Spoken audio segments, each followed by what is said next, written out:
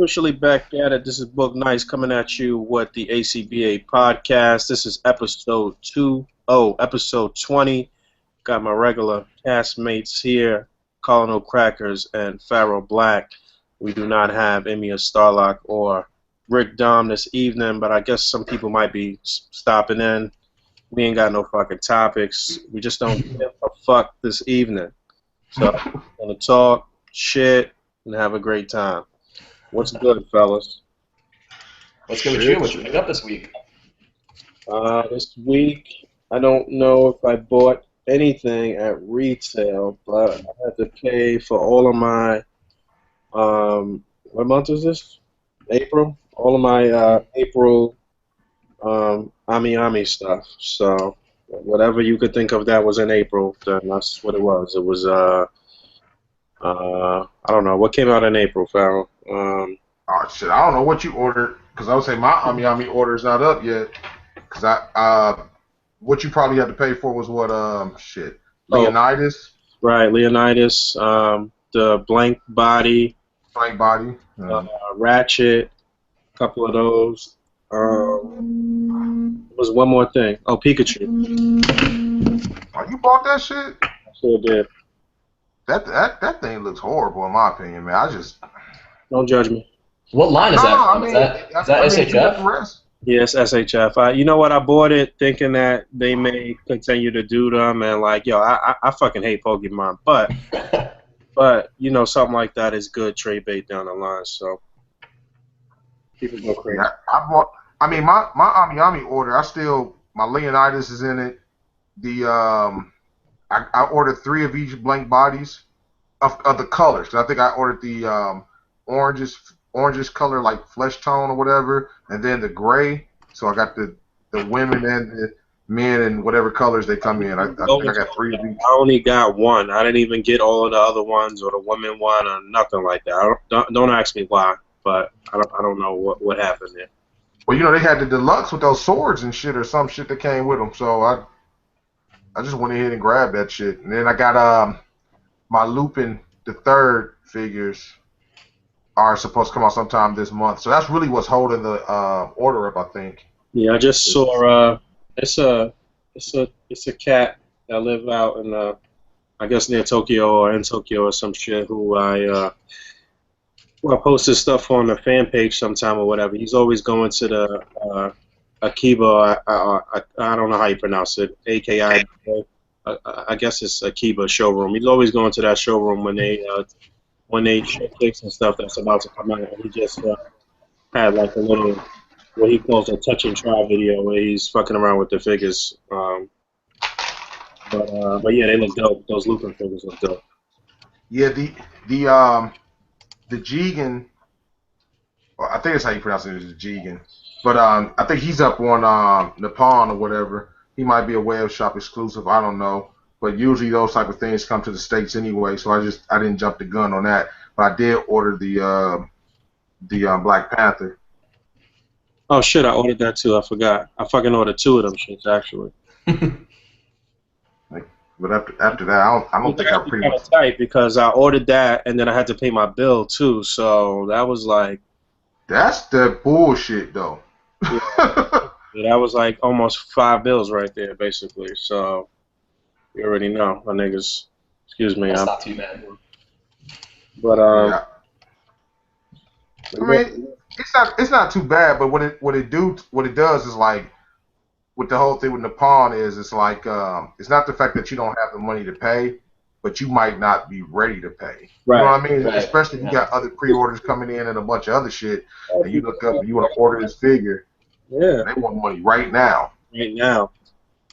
I don't even know. So you guys do that? Is that what you mostly do to buy stuff? Is you buy like a bunch of stuff in bulk instead of just small purchases here and there? Well, I mean, it's about the shipping when you're doing it like that because you combine your orders. It's the same principle as the Big Bad Toy Store Power Loop, basically, except that you really do save on shipping when you do it when you get AMS. You definitely. Well, the thing with me is it's not so much as whenever I pile a bunch of shit in together, it's not for me to save shipping. It's more than likely just because I might I might go in and start ordering shit because different things go up at different times, but they all might come out in the same month. Right. Yeah. So it's like, okay, I just might order a bunch of shit, and depending on when I need to get it. When I was doing reviews, I would want to get it as early as possible, so I would just have shit just always shipping. But then I guess then at the end it does come down a little bit to the price because like, damn, I just paid 15 to have this shipped. I just paid 35 to have that shipped. Another 15 this week. Like, Yeah. fuck that. It makes no sense. If you shipping some shit every week from Japan, it's just stupid. You could just wait and just get everything once and don't be thirst, basically. But yeah, I'm excited for that Black Panther. It looks good. Even though the Legends one looks pretty fucking nice too. The Legends, it is pretty nice. I think the feet, they're a little small, and his like ankles and his like fucking not his calves, but like his shins and lower legs are a little skinny. But other than that, I think the figure is really good, especially that you get a alternate head. That's really what sold the figure for me. Yeah, I just don't like how the arms don't come all the way down to the side. It's a little bit like bow arm.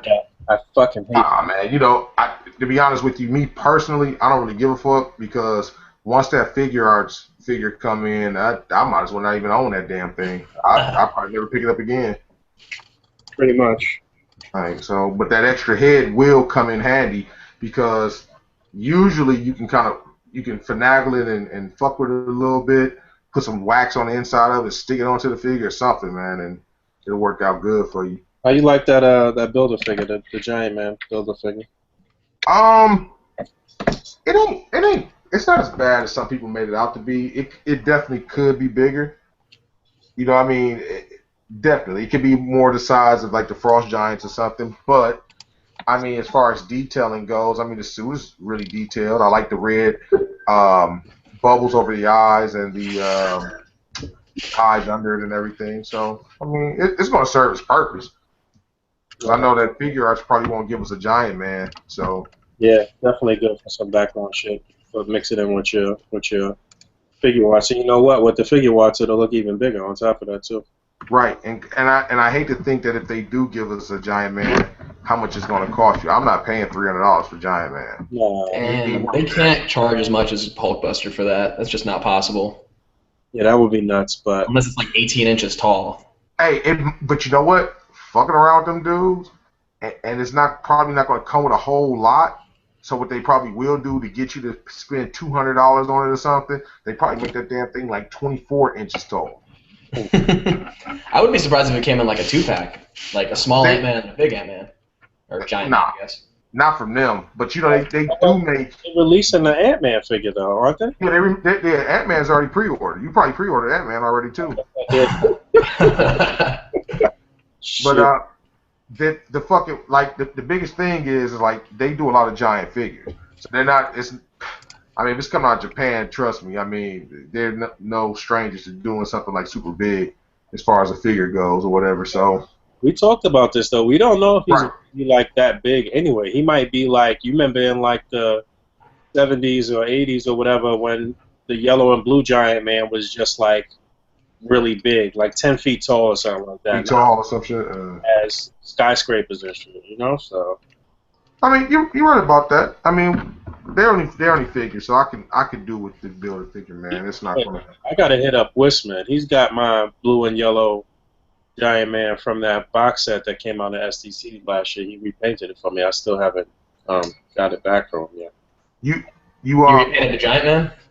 Yeah, he just touched him up because the paint was a little fucked up on that figure. Young cat from the community. I think Edward Tile has sold me his loose. I got the box set, but I never opened the box set. And the young cat sold me his loose. So I just sent that off to Michael and was like, yo, I don't really care about the other figures in the set, really. I just wanted that Giant Man. So. And he's repainting it to match the Goliath, the blue and yellow one? Right. I mean, just touching it up. He's not really giving it like a full repaint. He's just touching the parts that looked off, basically. Yeah, he did the same thing to mine. I ended up getting a Goliath.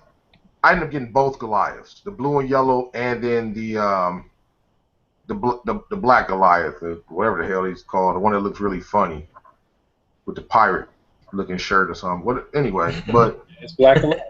Yeah, okay, well, I sent him that Goliath for free, and I needed him, like, it was, all the paint on the nose was rubbed off. It was just crazy.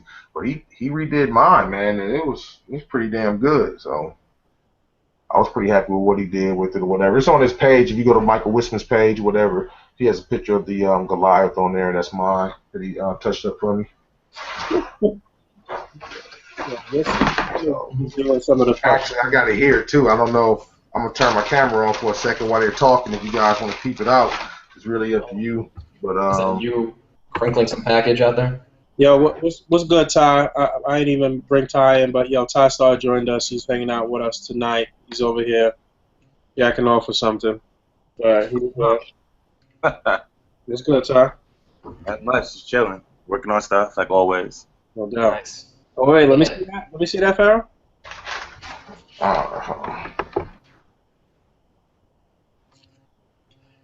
Sorry I missed you while you were in town here, Tyler. It's all good. It's a big town. Shoot. Yeah, man, it is. I'm actually playing an improv show on Tuesday right now, so Yeah, that looks dope. if you were in town again, my treat. But hey, you got an excuse for that. the fuck you gonna treat him to, pizza? You ain't got no money, motherfucker. No, I'm playing. Hey, Ty. I don't have drug money like you, but I got money. I got fuck money, baby. Oh, here we go. See, there you go. There's the black man to have drug money. I got. What are you talking about? You're telling me like a stack, like a brick of dollar bills sitting on your lap in your car does not count as drug money? That's definition of drug money. All my money is legal. All my money.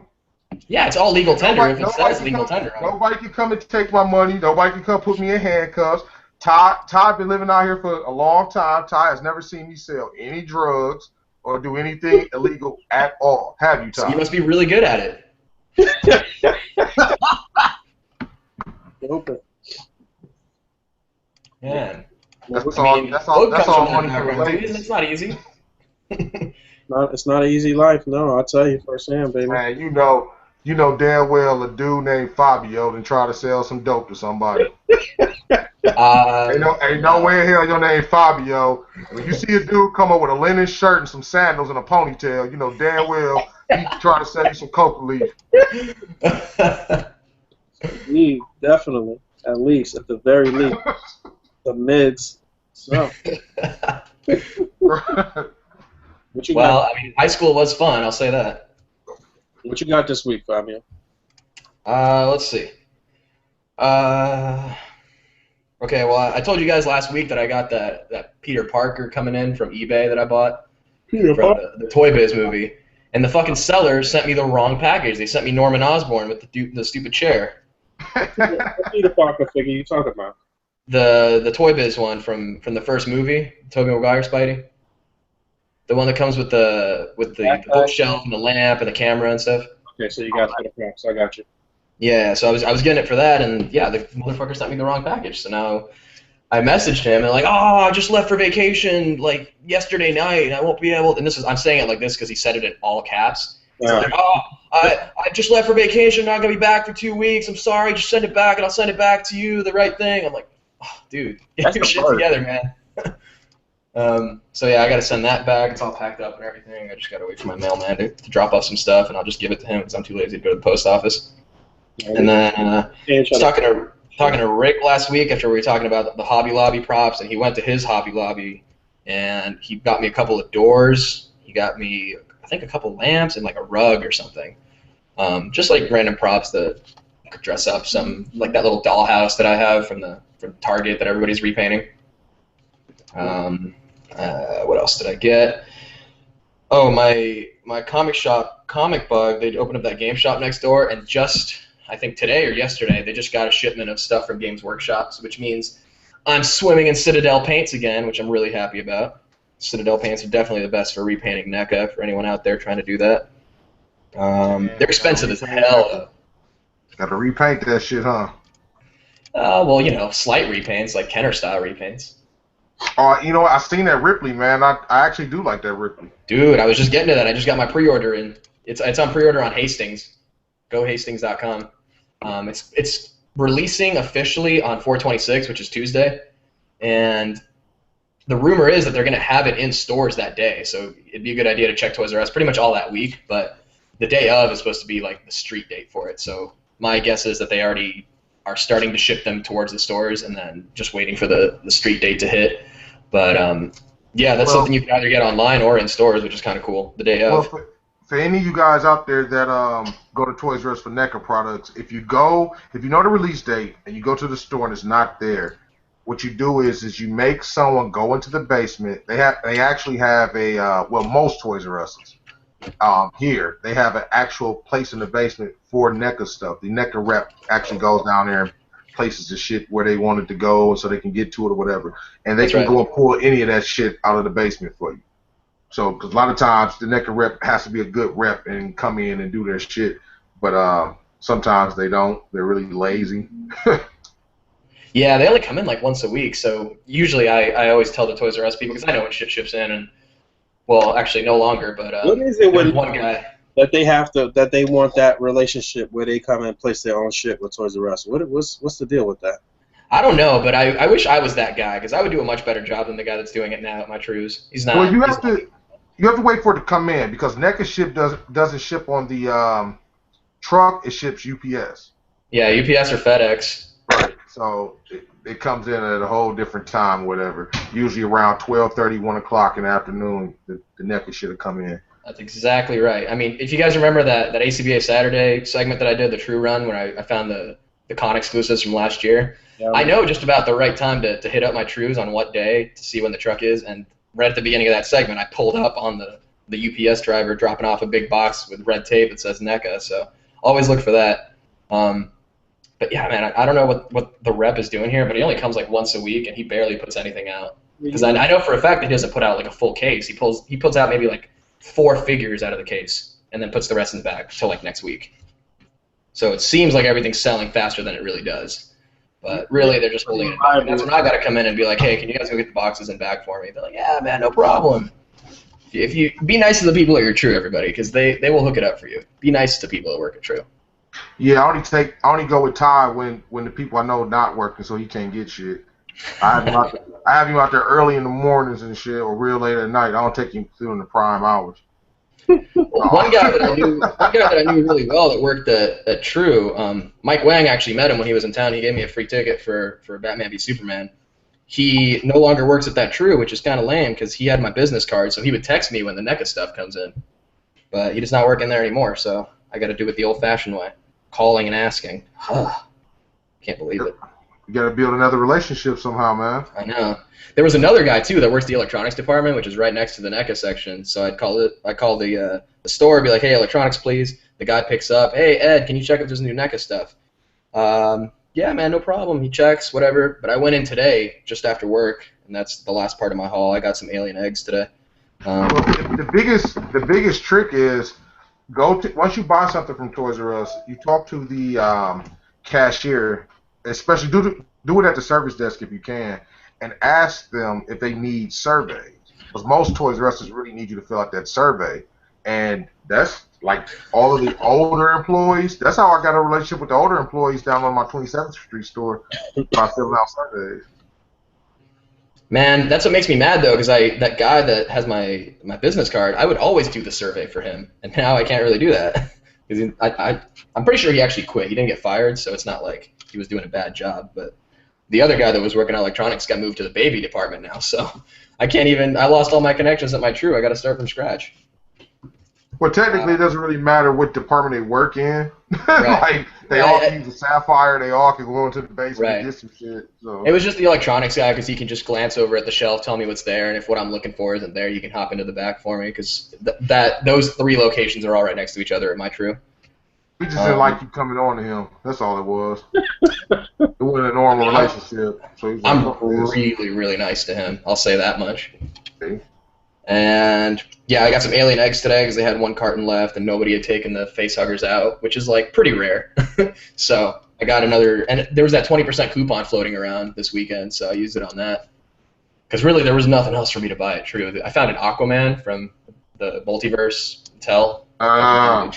Terrible. I was thinking about it too before I found the eggs, and I was like, well, I got those comic book displays. Maybe Aquaman will look good next to the other 3. and I found the eggs. I'm like, yeah, I'm not spending $20 on this. Sorry. But I Yeah, snatched it anyway. that figure is sorry, man. Oh my god. And I went back out here. I don't know. A few podcasts back, I was talking about going and rebuying the Batman after I seen the movie and everything. And I was just sitting here looking at that shit the other day as I ordered the Mayfix fucking Nightmare. Trench Coat Nightmare Batman, and I just said, "Fuck this." Like, Yo, that like, Nightmare Batman's kind of a peg warmer though. That's. I've seen- I mean, I don't know. Here it wasn't. It was kind of hard to find here at first, but you know, for my Nightmare, I think I paid $8 for it or some shit, $10. Oh, nice. That's too much money. It actually it is. But you know, when I first bought it, I'm like, okay, with Nightmare Batman, and Mayfix hadn't announced they were going to even do one, so I said, well, fuck it, I do want a Nightmare Batman. I paid $10 for him and Aquaman. Got Aquaman home, sold him instantly. Good. I wish I just did that shit with the Nightmare Batman. Like, fuck it. Mayfix Nightmare Batman looks nice. I think I'm gonna get that joint, but that Joker, I'm good on that shit. Nah, Yeah, man, I didn't like that Joker. You just ain't. We ain't seen what he's doing yet, man. I'm pretty sure it's very relevant to something. I wouldn't be surprised, but I really just don't like the design that much. Tell me the story behind the Nightmare Batman, though. I mean, I know it was obviously from the movie, but that has some comic relevance, though, right? It was something that happened in the comic with that, right? No. That's just Zack Snyder. I'm going Really? Thinking, oh, Batman needs a trench coat. Also, Batman needs to be in the desert. It was like, it'd be cool if he was out here. Comic book. I thought that was like some alternate reality in the comic books, and that was actually something that. I can link you some shit so you can read about it. But it's not in the I'm not comics. gonna tell you about it. Huh? It's not from the books. He got like different inspiration from different things, but it's not. Yeah, right. Okay. It's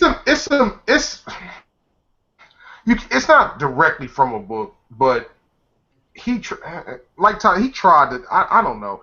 I rewatched that movie twice again, and he tried to do a lot. Yeah. I just think he wanted a lot of shit to work, and he needed it to actually work, but I don't know. I still like it, but I mean that scene is one of the more confusing scenes. Like I said before, it's one of the ones where it's like I think I know what's going on, but maybe I'm wrong because Zack Snyder. As a Batman fan, watching this movie, like, man, it could be so much better, but like, what is going on here? Yeah. I mean, it was a cool sequence, I guess. But again, this is getting into like Zack Snyder's whole thing of like we need moments, we need really cool moments in the movie, but all the stuff in between can just be fluff. You know, like he's good at making those moments, but he's not good at stringing them together. So this nightmare sequence, while cool, like I guess it sort of made sense in the context, you know, with the whole Flash thing, but it was like a dream within a dream kind of thing. So that seemed like an afterthought idea. That's like, oh, what if he wakes up and then he sees Flash, but then he wakes up again? You know, they could have made Flash a part of that nightmare sequence to make that a little more obvious, to make it seem like he's actually showing him a future rather than he's dreaming and now he's seeing Flash. It seemed like two different ideas. I did like about it. I did like the fact that whatever happened, whether it would have been whatever they took that part and tried to reference to a story arc, what I did like about it was the fact that it kind of took Batman out of his element totally.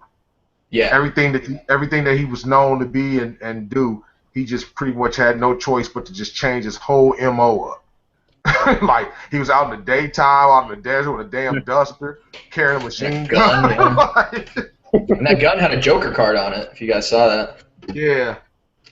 So, I mean, man. I don't know. I mean, I just think he's almost, you can look at it like he's creating his own story arc, if you will, within using some other shit to make a class. I don't know, like a classic story arc. I don't know how to explain it, but you know, fuck it. Maybe it's too early for us to like really judge it off this one movie. Like probably like 5 years later, it'll be like, this is a genius move. But right now, it's like, I can tell you right now, that's probably not going to happen for me. I don't know. Suicide Squad will open up a lot of things. I think, like Boog was saying, he really ain't feeling the design for the Joker, which I think that it's just a different, take on the Joker. That's all it really is. I mean, some Don't things get you're gonna like, some things you aren't. I don't think that he will be bad. I really don't. I think he's going to bring a lot of I don't know, like just some surprises or something that I personality, really no like. question. And I'm never opposed to what other people are going to do with the figure. Just because I pass on it, don't mean I'm not going to be a fan of what other people do when it comes to taking pictures and shit. So you know what I'm saying? Like I could totally see you putting out some ill shit that probably make people go out and buy the figure any fucking way. You know what I'm saying? But I'm just not. I don't know. I'm not sold on that one yet. I think it's not the version that I like the trench coat. Don't get it twisted. Right. I think what I'm going to end up doing is when they're going to release another one. I know they got to put him in at least that purple shirt. I don't think they're just going to stop with him in the Arkham pants and no shirt and the damn jacket. But I really think that's from a scene where he probably escapes from Arkham. Mm-hmm. That's what I really think it is. But I think that's going to be a flashback sequence, honestly. Like the whole thing with Batman on his car, I think that's going to be a flashback. I'm done with flashbacks. I don't really think it's gonna be a flashback. It might be a before moment to how he gets inside of Arkham, like he caught Batman caught Harley, whatever, took their asses to jail type shit, and now they need him for the Suicide Squad or whatever. But I don't think it's gonna be a flashback.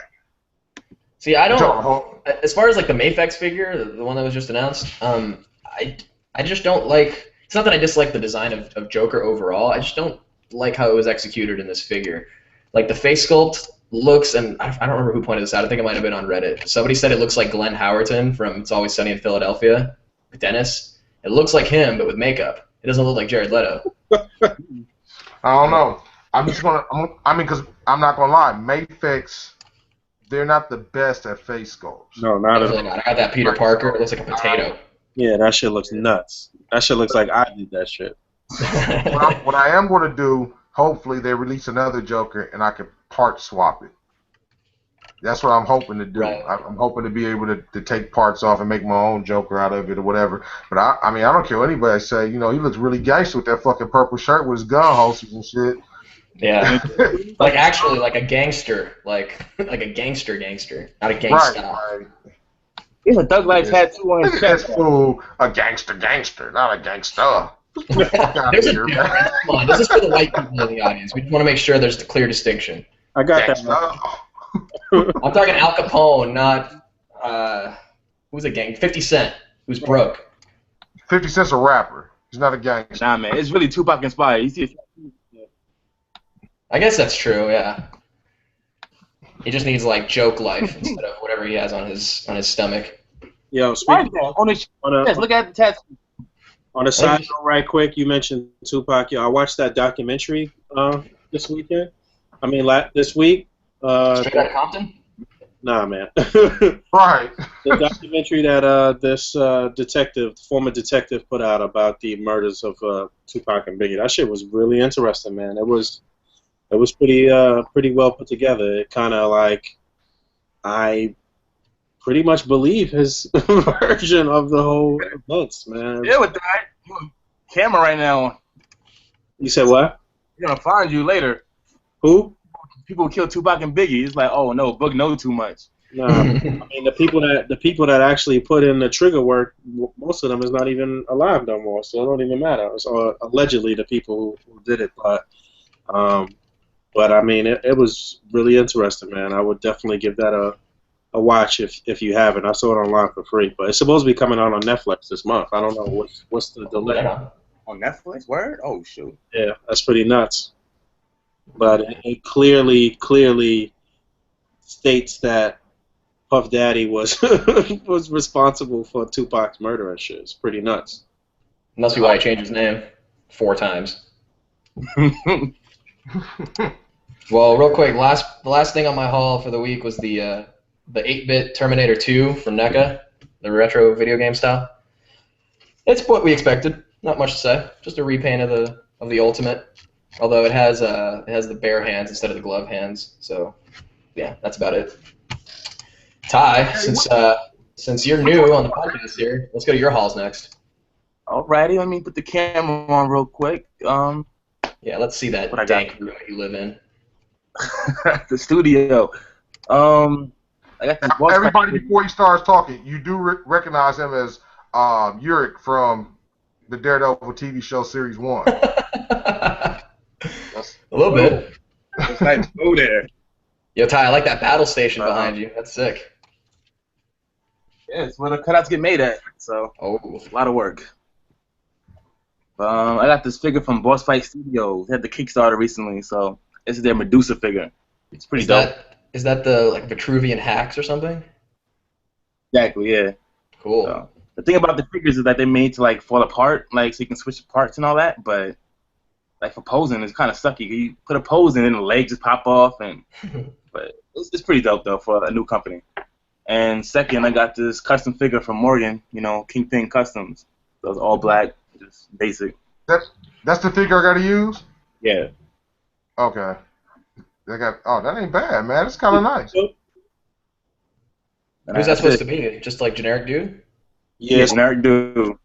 It's supposed to be for covers, for the cutout covers and shit. Just a generic. Oh, gotcha. Yeah, that's tight.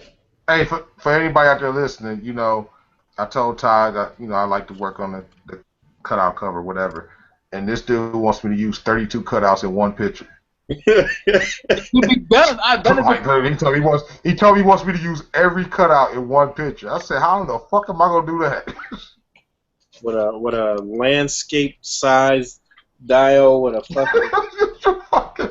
You want bam, pile, zap, all. Hey, I did a couple times. You can do it. Yeah, It's possible. So it's possible. dope. I guess. I don't know. 32 cutouts in one picture, though, man. I don't know. I'm looking at one of the covers right now, and I don't see nowhere near 32 cutouts. But probably more than that on that. we're gonna try it, man. We ain't scared. It's A.C.B.A, so we ain't scared to try it. But I mean, I'm just, it's funny. I just thought it was really funny when he told me. Shit. So what else happened this week? Was there any? Well, they dropped that extended Black Panther trailer, or was that last week? You talk about the one with Iron Man sticking behind the pillar or whatever, or the one with the car chase? I keep scrolling past this shit because I don't want to see no more from the movie, but I don't know what happened. Well, they have one trailer, and seeing as a trailer is not a spoiler. But I thought, man, I watched it about 20 times, man. The one where they're all pretty much trying to take down the Winter Soldier, and I have a new respect for him because Team Iron Man was losing. That's crazy. They said two chicks after him, Tony and fucking Black Panther. They ain't look like they was winning at all. I could be wrong. Black Panther might have came in there and whooped that ass, but for what they showed, nah, I don't know. And then they got the other trailer where it's Cap and Black Panther chasing Bucky under an underpass or some shit. I don't know where they are, but that's a pretty nice one too. I just someone asked the question, why is Bucky able to run so fast? And I mean, I don't really know either though. Why is he so damn fast? I don't know. What was he? He was running as fast as who? Man, he was outrunning Cap and Black Panther. He was outrunning cars. I don't know about that. Really? But he's enhanced by the government. That's why he's like that. But I didn't know he was. I didn't know he was Captain America fast. I don't remember them mentioning that in the MCU though. I don't even remember them saying that in the comic books. He had the arm and he had, I guess Olympic level athleticism or whatever. But I ain't know about no other enhancements though to be on par with Cap and no shit like that. I don't know about that. He's not on par with Cap, but he's almost there. That's the reason he's still the same age from way back in the day. All right. That makes sense. Okay. That makes sense. Because then, even in the Winter Soldier, he jumped off of the fucking overpass, and he did a couple things that an average man couldn't do. He fuck around. He stuck a knife in a car and cut through it like paper. So I mean, he was outrunning Panther though. Panther was on that ass. He was right behind. No. You rewatch that. he was outrunning Panther. This is what it was cut funny because peep this out. If you watch the commercial, Bucky lands first. Bucky takes off, followed by Panther and Cap. Cap ends up having to jump inside of a car. If you look at it, Cap's in the car. Panther's behind Cap now. He jumps onto the cars pretty much to catch up to Bucky, and then once Cap jumps out of the car, he's already up to Bucky and rolling around with him. It's cut up funny as hell. I don't know what happened in between those scenes. Well, homie jumped over cars. Panther jumped over moving cars and kept running past the cars. So, listen, any of those reviewers who went to the premiere, they put out any reviews and shit of the movie? I think Jeremy Johns put out one. He said it was good, obviously. I know Sean Long and Black Nerd were actually at the red carpet, which is kind of cool. I can't fuck with Sean Long on no review. As far as like a vlog style video, I think it was pretty well done because it's mostly Sean behind the camera. I think Sean is really good at directing, actually. Like, you know, when he's behind the camera and telling people in front of the camera what to do, I think he's actually quite good at that. You know what? He's not terrible at like interviewing and shit. It's just the stuttering and different shit like that. But like, you know, he's got the right questions and all of that. But what I'm saying is that I can't fuck with him on no reviews. Mostly because he be giving everything good fucking reviews. Right. But Andre Black Nerd put out pretty much like a similar vlog from like his point of view. Yo, who is that dude? What does he do? What? He's huge into TMNT. He actually ran the panel at WonderCon for TMNT Nickelodeon. But how? Like, what does he do? Like, I don't understand. He's a YouTuber. Was that Black Nerd Comedy? Yeah, Black Nerd Comedy. He's been doing it for a while, for like years. I tried to watch one of his a couple of his videos one time because I bumped into him at New York Comic Con. I took a picture with the motherfucker. Oh, nice. But it's funny though. He was at the red carpet for Civil War, and he got to talk to the guy that played Ajax in Deadpool. And the guy knew him. He was like, "Yeah, I watch your channel, man. That's awesome." It's nuts. I tried to watch one of his videos. I wasn't into that shit, man. I'm sorry. He reviews like individual episodes of TMNT on Nickelodeon, so I'm not into that. But when he does like, you know, trailer breakdowns and like, you know, comic book movie reviews, I think he's pretty good at it. I followed his Instagram for a while, and this guy is fucking everywhere. Like, he's at every premiere, every event. There's mad celebrities, and I'm just like, yo, who is this dude? Like, wow. I think he does stand-up or something. I don't know. Really? I could be wrong. But he's called Black Nerd Comedy, so I think the comedy has to come from somewhere other than YouTube, too. Hold on, wait a minute. You talking about that the big guy with the glasses? Yeah. Okay, hey, he's been at, what movie was he in that I was watching? Yeah, he was in a movie. Fuck, I totally forgot. He mentioned it on that interview, too. He did something with, man, you know, it's totally escaping me. But he does talk about it in that vlog. Naked women in it. It had some shit to do with naked women, and they were all trying to get some pussy or something. Was it? I don't remember. That could be any mid-2000s road trip movie. Yeah. But he's kind of funny. He must have a fucking deal with the devil, because I hate him, but what the fuck? Not your cup of tea, that's all. Yeah. That's funny. But you know, the photo combat, you know, if y'all want to speak on that, you know, that's going on, whatever. David hit me, he wants me to, you know, say something about photo combat, so I'm gonna say this is a great tournament. David Walton sucks ass. Nah, but that's the homie, you know, and whatnot, man. You know, I give him a lot of shit, man. But you know, he's an alright guy. He does take 100 words to say some shit you could have said in 5, but I mean, you know, he's still the homie and everything, man. He never did it wrong. For holding down photo combat this shit on and quarterback and situation, getting everybody in order and shit. I guess what you're gonna have the results out tomorrow maybe? Yeah, I gotta do my scores right after this. I was gonna do it while I was doing this, but it's like interfering with the chat, bringing up this damn score sheet for some reason. Shout out to my man Merv, who I faced off against in this past round, and if you move on, brother, then I'm happy for you, man. I don't know. I'm not feeling confident about this. Yeah, he's gonna move on because I'm just gonna fuck around and give you garbage scores anyway on the strength. But yeah, shout out to my man Merv out in Singapore. And yeah, man, Photo Combat has been nice, man. Definitely some nice entries. This round in particular was really nice, man.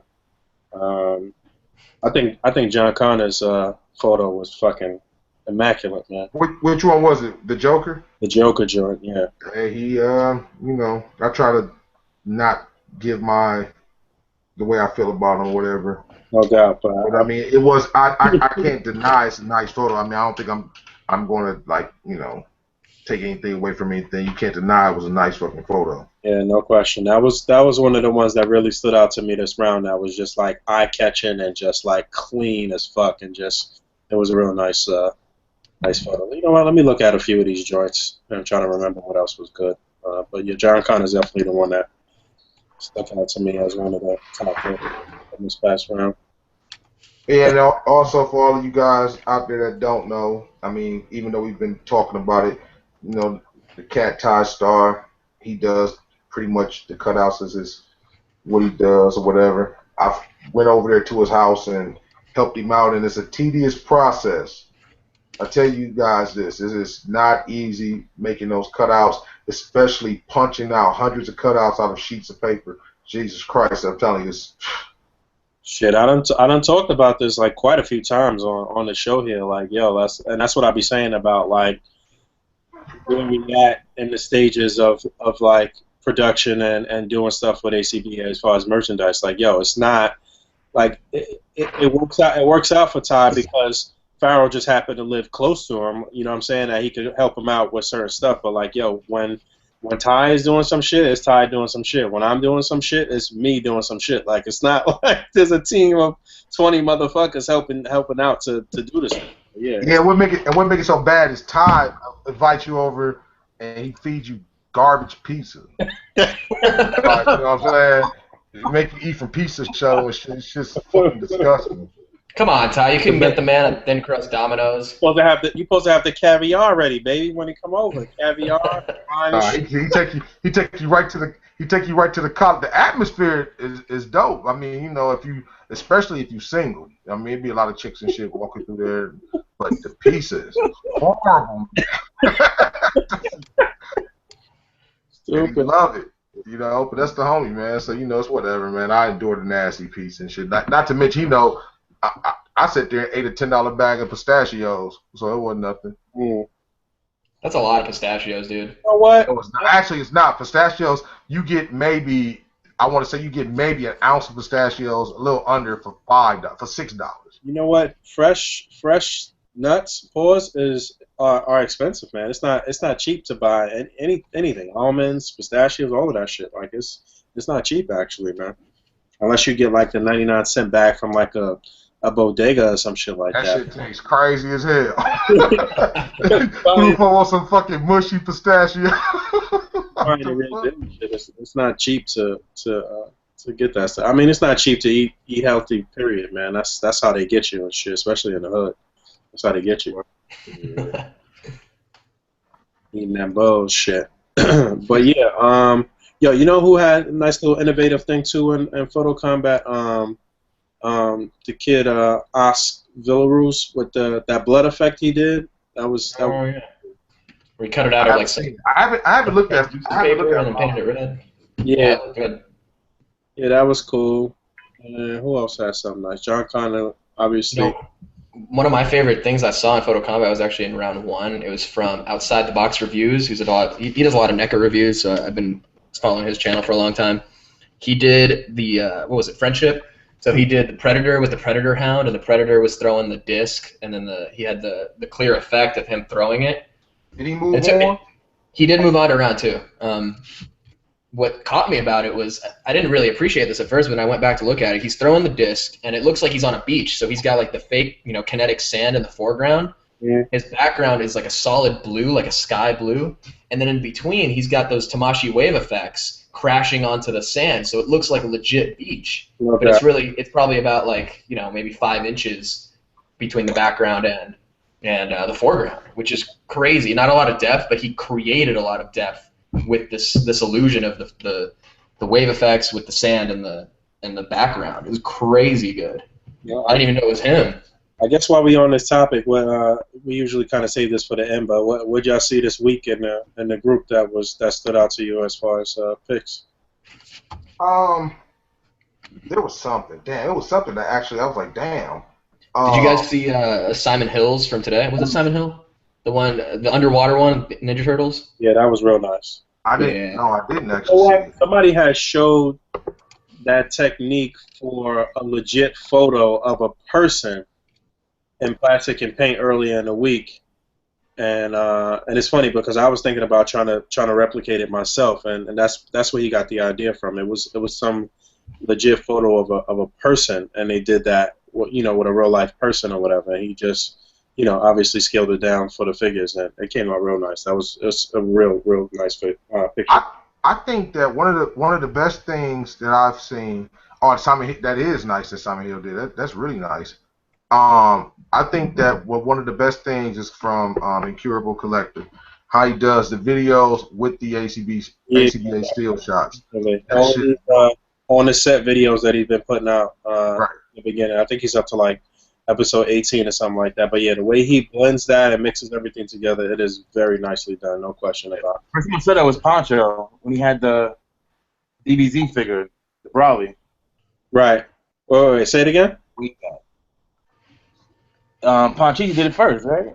Ponchisi? I don't know, but they both have skills with the videography, with the editing and stuff like that. So they both are capable of doing it. I'm not sure who did it first. Yeah, I know I'm not Poncho sure did the same thing for Day Johnson's Gundam photo, where it's like the Gundam facing the gun towards the camera, and he's got trees between them. That's like a still, basically, from the opening sequence of the show. So all of those, and it paused right there with a scene like coincides, and it was pretty great. I like that technique a lot. Yeah, all of those Gundam photos that they put out this past week were really nice, especially the one where he's got the cutouts of the actual operators and Gundams and shit. That shit was really nice. It got a lot of love on Instagram too. What's the name's pick?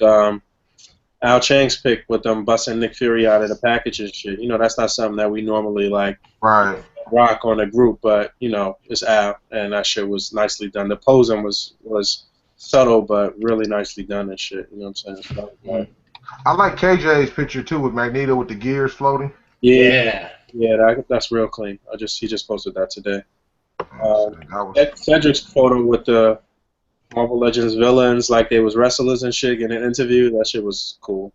I didn't see that one. Ty, you see any photos you like this week? I was thinking that Simon Hill one was like crazy because it's underwater. We usually don't do that kind of stuff, so that was something different out of the box. Yeah. Did you see the seaside for that? He had like a tub of water like suspended over it, and the light shining through it. Yeah. That's how he did it. I was wondering. Yeah, like I said. You say he did what?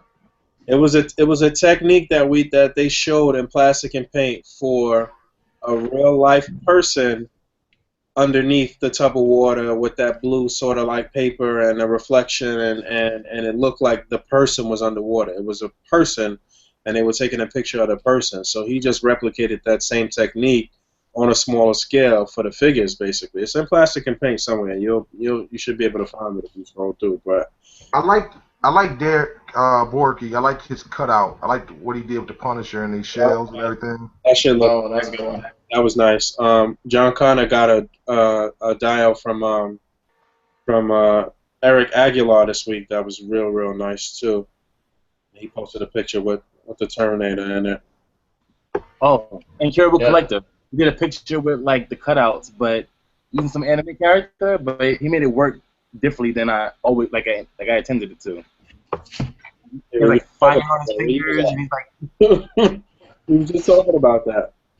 He was at. I know he did that Injustice one. It was Injustice Superman versus Doomsday, where he had Superman, doing his heat vision on him.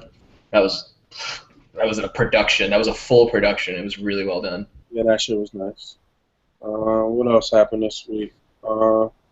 This shit was ambitious. If you go back and work on it, Davis Ford with the Han Solo falling after getting stabbed by Kylo Ren or whatever, like it's a great idea, and he's got all of that shit together. But I don't know. I just needed some fine tuning. You know what? What bothers me? Well, before I even say what bothers me, I like Jay Ribb's picture with Two-Face talking to someone in the shadows. That was a pretty nice one. I don't know if you guys looked at it, or whatever. It shows Gotham City through the windows or whatever. Yeah. It was just a really nice picture. I don't know if I saw that one.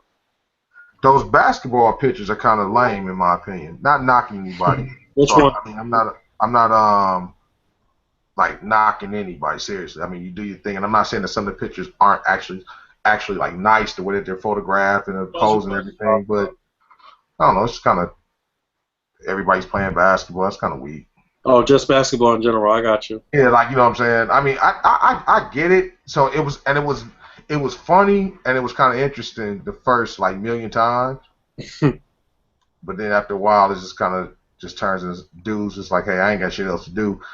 I bought this figure, so let me put a basketball in his hand and put him in a pose. I saw that picture what that Sal did. I think this shit probably could have been fleshed out a little better too, but it's a great idea. Where he's got the naked body looking like the Terminator and shit. Just right. Looked a little skinny, but yeah, that was pretty good. Something seems a little off though. I don't know what it is, but it's a fucking good idea though. I don't know. I haven't seen it. I didn't see that one either. I'm scrolling through the page right now, actually. I'm gonna bump that shit up right now. I'm looking at Adam Smith's that he posted 7 hours ago. It was Xavier and Colossus and Beast and Cyclops all getting laid out by Apocalypse, and he's got the one of the Tamashi wave effects pushing Beast into the wall, looking really good. Yeah, you know what else was dope too? Brandon Deichler's his photo he didn't use for round 3, but he posted it to the group with Zemo cutting Cap's throat and shit. Oh yeah, that one came out nice. I like. Man, I gotta get back to it. Go ahead. Although I'm saying I like Al Chain's picture too, and I'm not I bought a Star Wars shit, but I don't know who the hell I'm looking at. What's this guy from Kanan or whatever? Yeah, Kanan? With Rebels. Back and shit. That one was nice. Yeah, the one I told you I'm not a Jedi. I like that one. That was pretty nice or whatever. That one was nice. They got some nice, you know. It's been a lot of nice looking pictures, whatever. There's been some things that you know. Oh, this. I think, but everybody's doing their thing though, man. Everybody's trying. They put in the effort. So I give everybody that effort A+ out the gate, man. At least people are doing stuff, man.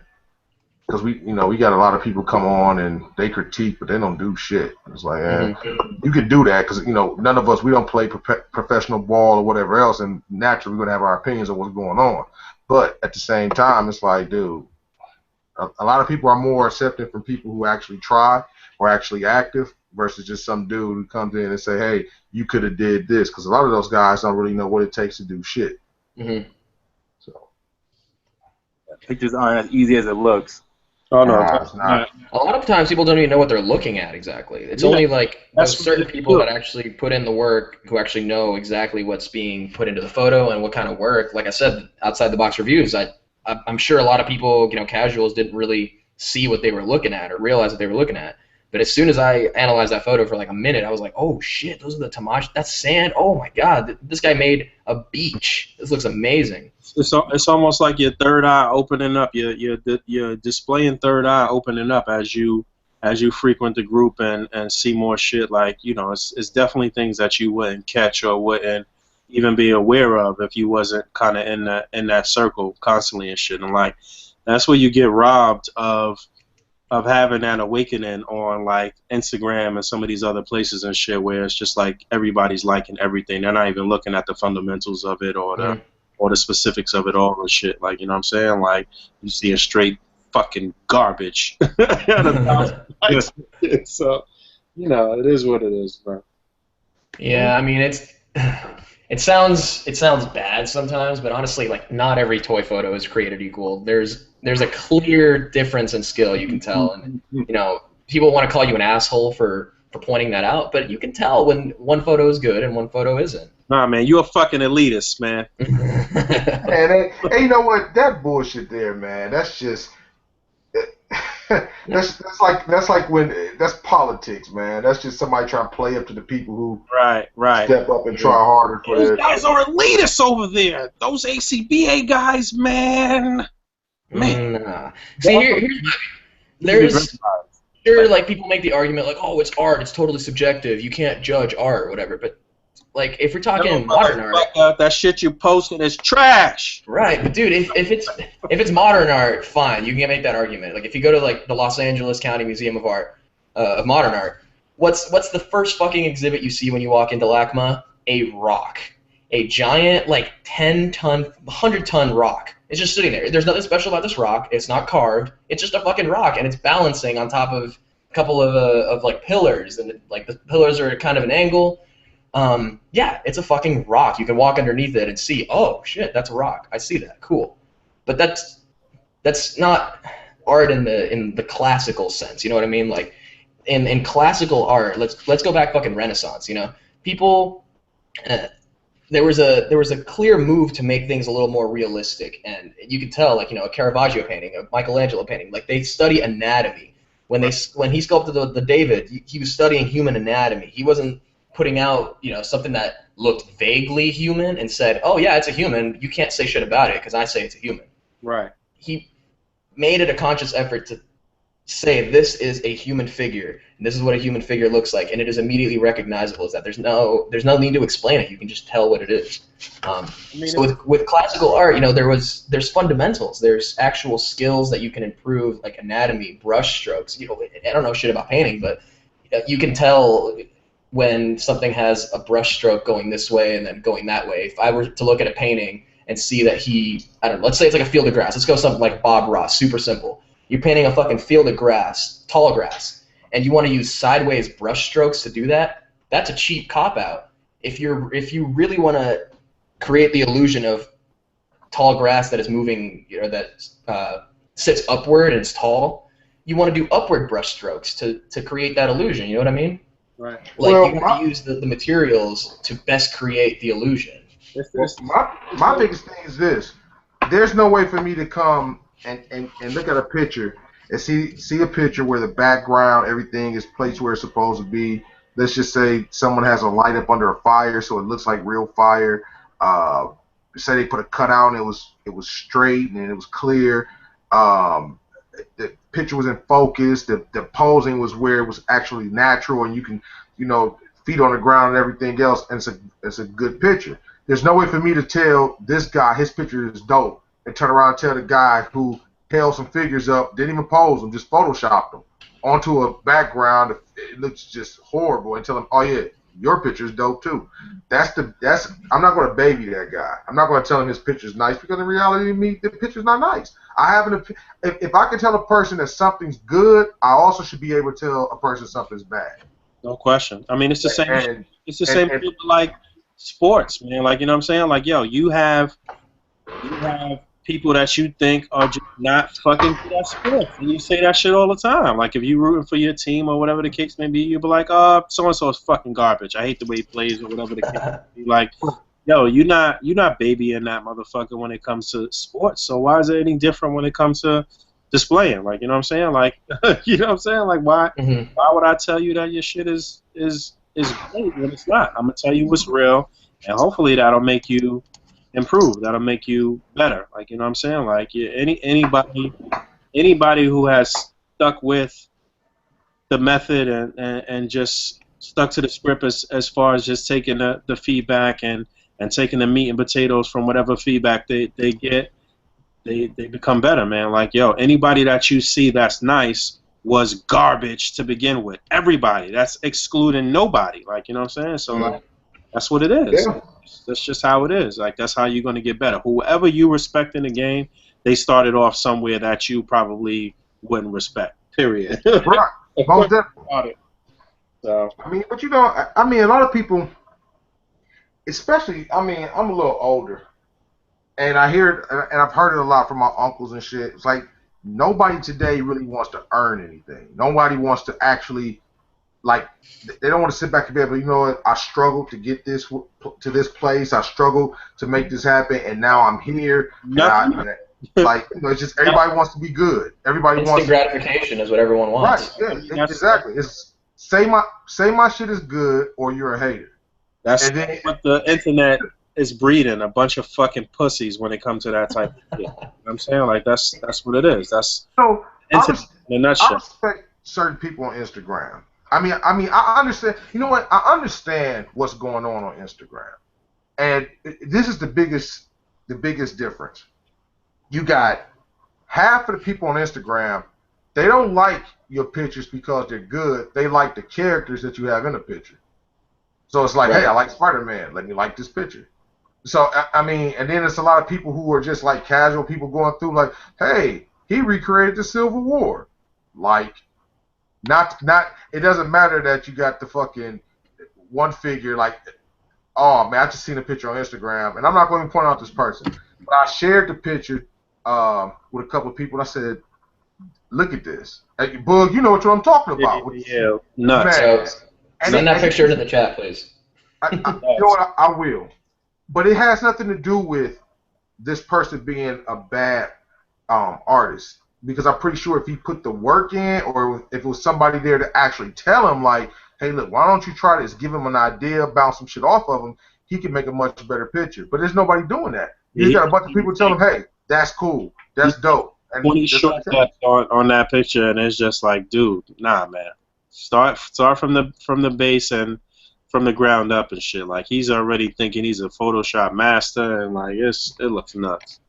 Yeah, and I mean, you can't really reach out and tell anybody anything, because I wanted to tell people some shit, and not even as me being like trying to, like, hey, I know it all, so I'm going to school you. It's not even that. It's just like, hey, I've been there, so allow me to just tell you, like, right now, what you're doing ain't gonna work for you. So if you try this, you might get a better result. But yeah, Instagram really ain't gonna do that for you, man. Instagram is just gonna have you running around thinking what you're doing is nice, and they just accept everything. It's just, and I've never been a fan of that. Everybody's a winner. No, the person who puts in the fucking work, and the person crosses that finish line, or the person who, actually achieves what they're striving for, that's the winner. Everybody's not a fucking winner. I don't believe in that bullshit. Never.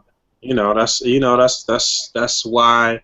And again, not to take away anything from anybody, but that's why we don't follow that method when it comes to features on the A.C.B.A. Instagram and shit. Like, yo, if your shit get featured on our account, it's because, like, you put in work and the photo is actually very good and it's sound from every aspect. Like, you know what I'm saying? It's not just because you tag A.C.B.A. and we have to do this to keep it for. Nah, we don't. We're gonna continue to feature the people that's putting in work and helping to elevate the art form. Period. Like, you know what I'm saying? Everybody Right. can't win all the time. That's just what it Well, is. it's That's what even people like need to understand too. Is that yes, there's toy photography, and A.C.B.A. is like a subset of toy photography, but it's a style. It's a specific way that we display the figures that makes it A.C.B.A. It's not just because we decided to call it that. There's identifying features in the display that make it A.C.B.A. Like if you're using cutouts, you're doing A.C.B.A. There's no ifs, ands. Right. If About it. So sorry. if you out there and you got a chip on your shoulder and you mad because somebody in A.C.B.A. critiqued your work, or you think A.C.B.A. dudes are elitist, or whatever the case may be, but everything that you doing is within the style of A.C.B.A. and you don't want to tag A.C.B.A. or whatever the case may be, you really just playing yourself at the end of the day. Everybody knows what it is. and stop ordering the products, because we know you ordering our shit. Basically that. Yeah. Stop buying the shit before we expose the fact that you buying our shit. Talking shit about us and buying the shit we offering. Talking mad shit, saying this and saying that, and doing this and all these memes and all this crazy shit, man. Stop it. Stop it right now. Because what's going to happen is that we're going to see you in traffic, and you're not going to be saying none of that. It ain't going to be no memes. It ain't going to be none of that crazy shit you talking. So just stop it right now. And, yeah, man, these guys, man. You'll hear about tomorrow. Somebody will call one of us a gangster. It'll be like gangster with toys or some goofy ass shit. It'll be like, man, nobody want to hear that bullshit. Calling us Like, let's just see what happens when we talk it out. And half the cats not gonna want to talk, because a lot of these guys are really just like pussy motherfuckers who just think Followers. they can up around people, they can say what they want to say, and there's really no repercussion behind anything that they say. And that's not even us saying that we're gonna catch you and beat your ass. Ain't nobody, you never said that. Ah, never. Yo, you've I had never a conversation face up though. right. I've never said you never see me post. I'm gonna beat your ass. I'm gonna do this. Nah, man. I'm never gonna say nothing like that on social media. You're bugging.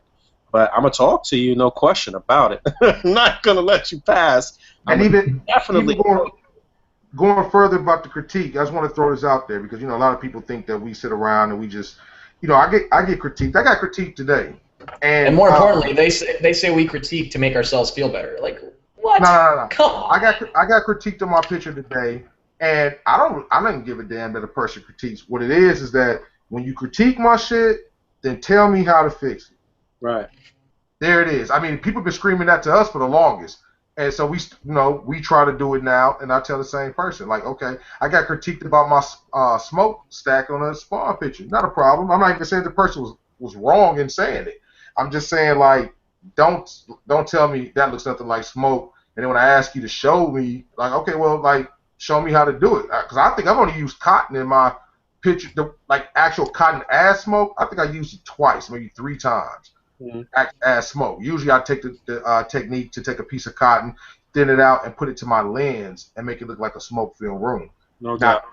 But so it's not a big deal. I'm not I'm not really good at it. Somebody comment, I guess it's like a week or 2 weeks ago, and I guess they was trying to like play me or whatever, but they was like, yo, I love it when people critique your shit because you think that I'm like I love it too. That's what the group is about. Right, get that book out here. If nobody's sitting right, I'm more than likely I'm sitting around doing some other shit. And then what make it so bad is the people who really critique like and be saying shit like that, you like, man, you don't post shit. Nothing.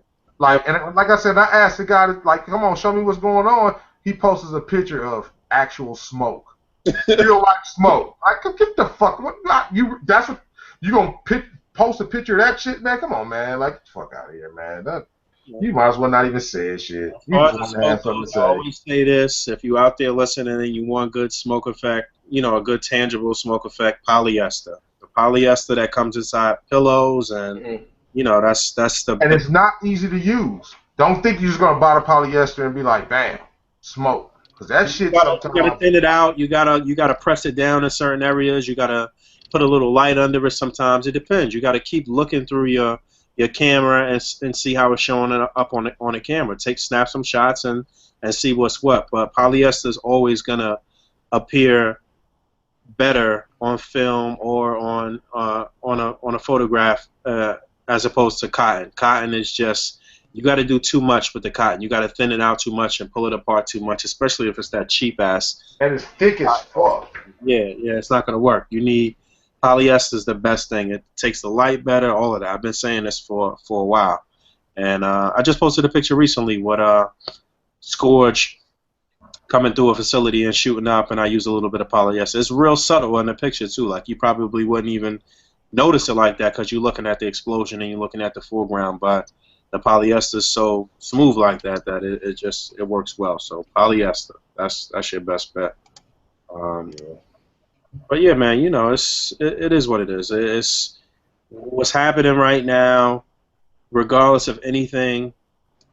All of this displaying and all of this Instagram and all of these social networking sites and all this stuff, it's great for collecting, period, because companies are taking notice of the shit and they're doing what collectors want and they're putting out more things for displaying. And look at Tamashi, look at Hasbro just ran a contest too, talking about replicate scenes from Force Awakens, and like all of that shit is good for display art, period. Like, you know what I'm saying? So just don't be a pussy about it. Like, you know what I'm saying? Don't be a bitch. Just it is what it is. If you want to get better, then take the critique and get better. Don't complain and act like a pussy.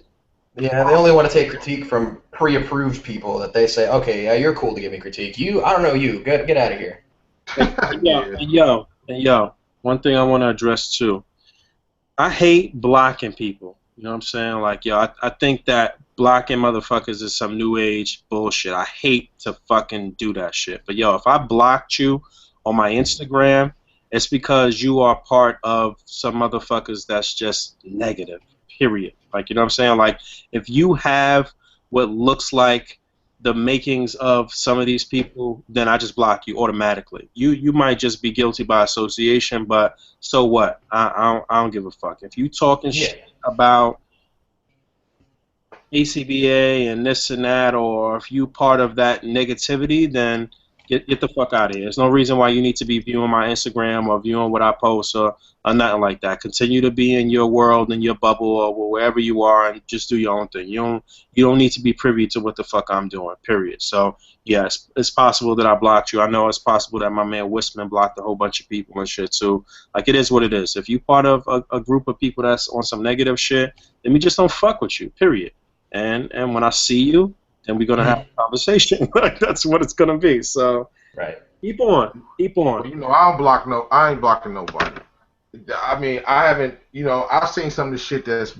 No, this is what's crazy. Some of the shit that's over the course of time that's been done, especially some of those pictures and memes they did with you, man. That shit is like really petty and like super fucking childish, man. Like, and it's been happening for what, like 2 years now? Right, like that shit's crazy. Like I mean, it might not even be certain factions. It just might be even people who represent certain people do it. I mean, you kind of got to try to check that in. Like, you know, and, I mean, if you think it's funny by taking a picture of him and then putting a penis by his mouth and fucking like stupid shit, man. Like, get the fuck out. Who has the time to do this goofy shit? Goofy. And then the first thing that people jump to is, hey, we're doing us. We're not worried about you. Yet and still, you steady got pictures of this man, and like, I mean, you constantly know what's going on over here. So it's like one of these clown motherfuckers put up my picture as his profile pic with a Mr. Potato Head or some shit like that. Like, yo, like, you are a fucking clown to the max if you doing that shit. I wouldn't dare put your picture up on my fucking Instagram. Are you fucking nuts? Are you stupid? But they get loves you, man. He just loves you. They get the encouragement from, but you gotta realize the kind of, like, you know, just the mindset of certain people. I mean, they could be the most intelligent people ever. They just steady, but they're still fucking childish, man. It's a lot of childish people. What did somebody refer me to? They referred me as somebody. The Egyptian. Yeah, right. You know, I was so thrown with that comment, man. I'm like, okay.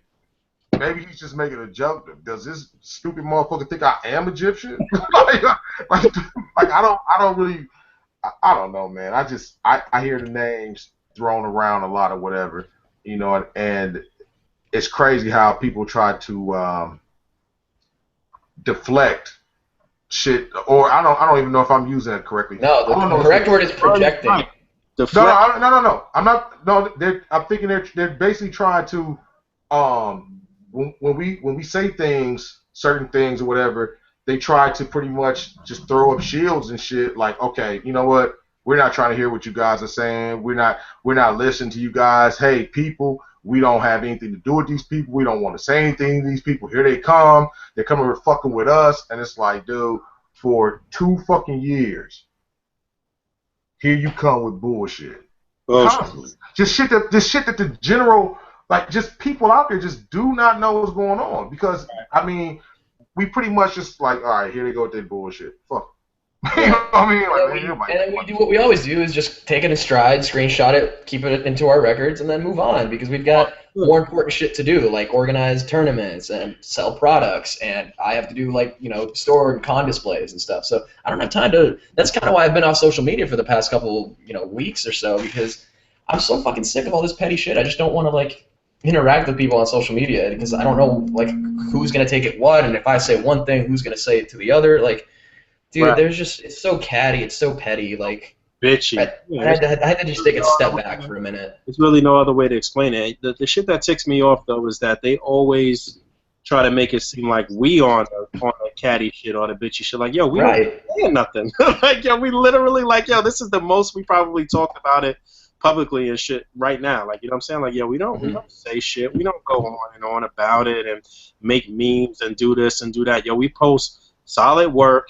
And that's it. Like, that, the show and prove. That's it. It's nothing to talk about when I put up a picture that's a solid picture. I don't need to post a meme. I don't need to like call you out or do nothing or make a hashtag with your name or some shit like that. Like, get the fuck out of here. Well, I see you. Yeah, we're not the ones putting out fake hashtags and fake Instagram accounts. Never. And you will never see any one of us make a fake account to try to follow you or what. Get the fuck out of here. And we most certainly would not privately DM people and try to get them to stop using another group's hashtag and to use ours instead. We would never do that. I've never done that. We'll never do that. I still want to address this. And I mean, maybe certain people might think this is going too far, but this is personal. Me personally. I know people have seen the back and forth about the biting of my picture. I really need to say this. I don't want anybody out there thinking that I believe I own an idea. It's impossible. You do not own an idea. You do. I mean, and especially when you're using the fact that they're action figures everybody uses as the cover for some shit you done did. But this is my biggest problem. I take pride in trying to do some shit that I think about doing. They're action figures, it's comic action figures, so you're going to run into a pose that someone else is doing, you're going to run into a pose that someone else is drawing. That's a given. But when you can sit down and you can just like systematically just show like all of the similarities to something else, I mean, especially when it's coming from somebody else's like brain, don't say that it was coincidence, because it's not. And even when it happened, don't get it twisted, because to this day, and this is what's crazy, outside of all that other goofiness, I had a lot of respect for dude. I've talked to dude. It ain't like A.C.B.A. some motherfuckers that come along and say it's either you with us or you against us, because it's bullshit. We recognize good shit no matter who does it. It doesn't make a difference. It's not one of those. And the person that you're talking about was in Dio-Structure for the longest, and I've liked plenty of Homeboy's dioramas and right. Yeah, like yo, we all posted a lot of the same groups, Mobile Legends community, you know. If your shit is good, then it's good. Period. I don't give a fuck. But you're not gonna disrespect anybody over here. Put some fucking respect on my name. Put some respect on my name, huh? Put some respect on it. If you done, as you finish. But yo, you done or you finished? Props where props is due. Homeboy that you're talking about could make dioramas. He can't pose for shit. I already said that. We already said that. But I hit him up and I told him that it was shit that he did. Like, I mean, I asked him, you know what I'm saying, like what he was a part of, and just on the strength, he told me it didn't matter. That's some of shit, I mean, I ain't even PM you for no conflict. I'm just letting you know that I done seen some shit you did, and I actually like some shit you did. I mean, it's not one of those mentalities like where you try to talk to a girl and she said you're ugly, so you call her ugly when you know damn well she ain't. So it's like whatever, I mean, I like what you did there, this, that, and the other. So I mean, the only thing that I'm looking for, just as a fellow collector and artist, is just some general respect. I would never do that shit to another person and then be like, and if they brought it to me, then it's not a problem to shout some shit out. And even further that, one of the artists on our page, I don't even know this dude's name, but if he's listening to this or if somebody knows it, I made the mistake. He posted a picture of the Punisher beating Batman. I took his picture, put it into a thought bubble, and posted a picture of Batman slammed the Punisher head against the table, and I think Ty did the blood on the picture, if I'm not mistaken. Yeah. And I put that picture into the, as the back and forth. And he swears to this day that I stole his idea. Okay. Even though, I remember that. I know exactly what you're talking about. Right. And I mean, and it's no disrespect to him. And like we had an argument about it. Like I told myself, okay, my picture got it was like 300 to 400 people liked my picture, and your picture got like 53 likes. So I mean, there's no way in hell your picture enhanced my picture. No doubt. But I didn't mean to disrespect you. And if you felt, like I said, if you feel disrespected, you can always come. You can PM me.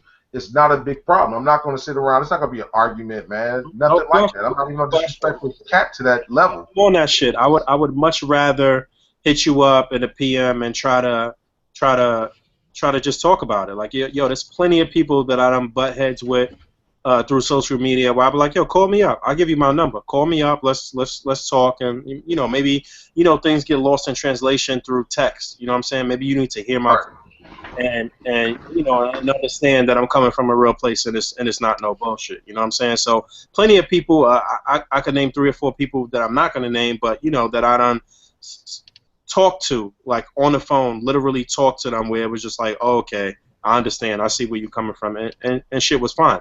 I could name a person who I tried to reach out to and speak to, who was just still on some straight disrespectful shit. Like, you know what I'm saying? It's just like, oh, okay, I see where you at, but just remember that I came to you like a man, and I was respectful. So when I see you, then, you know what I'm saying, like, then it's something else. But I will always talk to you. I'll always speak to you. I'll always try to just hammer it out what you like a man. But, like, if you are habitually being disrespectful to me as a man, I have to address that as a man. Like, it comes to a certain point where it's just like, yo, I'm not doing what you're doing. I'm not coming at you. I'm not making memes and doing all of this crazy shit. I'm not even saying anything. I'm not doing anything. So for you to continuously mention my name or mention anything about me, like, you're disrespecting me at this point. And as a man, I'm gonna have to address that when I see you. So, well, you know, the crazy part about it is no one ever cared that anybody has left our group or been booted from our group and started doing whatever. It doesn't affect us. It's not like it's a million different people out here taking pictures. That's not a part of A.C.B.A. It's a whole lot of motherfuckers. So it's not like it's really affecting what it is we're doing, and we don't come along and try to affect anything that others are doing. It's a bunch of people that's not necessarily part of the group who I like, who I follow, who like, you know, don't have no specific tags or any of that shit. And they just put out solid work, and I fuck with them because they put out solid work. It's nothing wrong with that. Nothing wrong with that. I mean, but you know, I don't know. It's come to some bullshit. I don't really know why.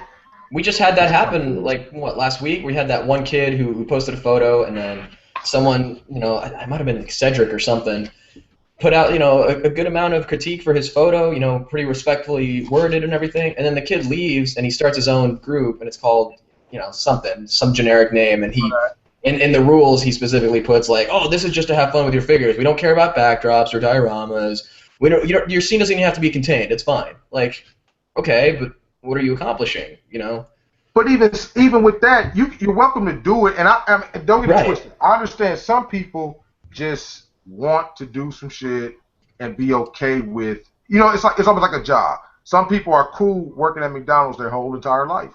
Not knocking the person who works at McDonald's. You get what I'm saying? They're a valuable member of the society. I need them there at 2 a.m. when I need some chicken nuggets. Well, I'm just saying, like some people, you know, they're cool with that. And I don't knock them. I mean, if whatever makes a person content, that's just what it is. My whole thing is this. When people speak about A.C.B.A., they try to shed a negative light on it. And the crazy thing about it is, it's like any other group. You have rules that you can choose to join or you can choose to move around. If you read the rules and say, you know what, this is not something that I want to happen. There's an immediate disclaimer as soon as you join the group. So there's even an immediate disclaimer saying that A.C.B.A. is a copyrighted trademark, and yet some people still don't realize that. You can't get in the group and think you're going to change the rules. We go so far as to, we only let in about 100 people every other week or something like that. Like, you know what I'm saying? And before we let them in, we speak about it. We bump up a bunch of, like, quality work and shit like that. So when people come in, the first 30, 40 pictures that they scrolling through is all great quality work and shit. They have the rules pinned to the top of the board. They have to literally type that they understand the rules, that they have read them, whatever the case may be. We do this so there's no misconception about what it is that you're getting into. So if you come in a group and you immediately start trying to get on a soapbox and try to change shit, like, it's not gonna work. Like, it's just not to mention, don't get in here like we are sitting back and it's like 5 of us saying that's good work. When you see those pictures and it's 600 people like that picture, that's 600 people telling you that that's quality. Right. That's not some bullshit like we're sitting back and saying, yeah, well, this person is, I don't like it. How many like that's not what's going on. How many times has something been at 600, 700, 800 likes that, like, one of us might not have liked that shit either, too. Like, you know what I'm saying? Like, but like, it is. It's hard, though. You can't really tell a motherfucker like don't like it. Like, So it is what it is. But like, there's no question about it that what we are doing, what we've been doing, has been shaping the community. Like, what I'm saying? Like, we people are trying to emulate what we're doing no matter what, or they're trying to just directly oppose what we're what we're doing, which makes no fucking sense, period. Because like, really, at the end of the It's day, because we're stifling art, dude. right? That's why. That's the shit they like to say. Stifle Again, art. it's a style. It's you wouldn't post into let's say like a jazz music group on Facebook. You wouldn't post in there posting some heavy metal music and being like, "What? You guys are assholes. You're stifling my art." Right. Right. Oh, man. I'm gonna go to a Marvel group and post DC pictures and shit and tell them, hey, Right. you're stifling my art. No, dude, yeah, we have standards, yeah, certainly, but we're not out here, ripping people's photos apart just because it makes us feel better. No, we just want everyone to succeed. We want everyone to get good at this because it makes the entire community succeed. How do you feel good about that bullshit anyway? What would make you feel good about it? My favorite I shit. don't know, because it doesn't happen to me. No, you're like, hey, I tore that guy's picture apart. Now I can go to bed. Like, what the fuck? Any negative thing that people say about A.C.B.A. is hearsay that they've heard from like 2 or 3 others that had a bad experience or something. No question about it. No question about it. That's the shit that really ticks me off. It's like, yo, you're not even in a group. What are you talking about? Right. A lot of these detractors have never been in the group. They don't know how it operates. They hear, oh, they tear people's photos apart. Oh, that's all I need to hear. Fuck those guys. Right. No, dude. There's more success stories, doing what we do and from us providing the guidance and critique that we do than there are horror stories that go off and rip off logos and become their own group. That doesn't happen as often as people actually rise to the top in a very short amount of time. Like Black Lantern is one of those people, for example. Yeah. Who, through a little bit of guidance and critique, he's probably one of the best display artists on the page at the moment. Fucking Al Chang, fucking Brandon Eisler, all of these dudes that just started out like, they started out in the fucking basement and they fucking grinding and that's what it is, putting out solid quality work and that's what it is, man. That's We're having fun. We're not taking the fun out of any of this, Well, that's another the collecting hobby. No, we're having a ton of fun doing this, dude. Our fun comes from pushing the envelope and pushing limits and making better work than what we put out in the past. We always just want to improve, and that's where a good amount of the enjoyment comes from. As far as, for me personally, I like getting better at this.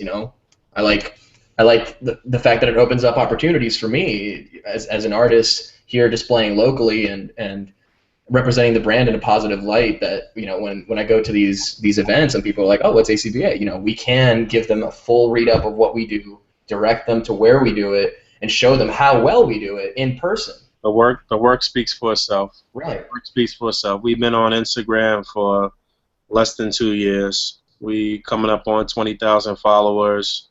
We not doing these daily challenges where you got to like everything and this and that. We just showcasing quality work and giving tips and inviting people to come and see for themselves and come join the group and that's what it is, and it's no gimmick with it at all. But another thing that I hate is when people say you guys take it too serious. Like, what the fuck? What? Yeah, they're just talking about right now. Plastic. Here's the thing. Here's the problem I have with that statement. That's like saying, "Oh, who cares what the paint looks like on canvas? It's just paint. It's gonna look the same no matter what." No, dude.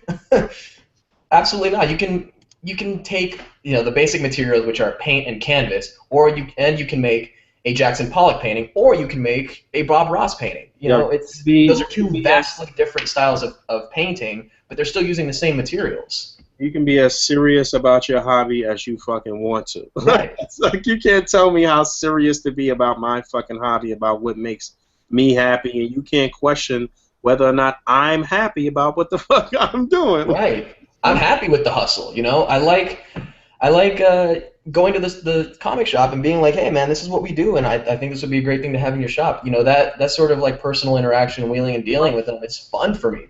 I feel accomplished after doing that. Thousands and thousands of dollars into this shit and not be serious about it. Right. Everybody's serious about this to some degree. That's why I buy it. If I couldn't, you have to understand, before, I've always done action figure picks or whatever, and before I came and joined A.C.B.A. and shit, if it wasn't for me taking pictures, I wouldn't. I mean, I didn't say that. I wasn't at the house going whoa with action figures. That's not what the fuck I was sitting around doing.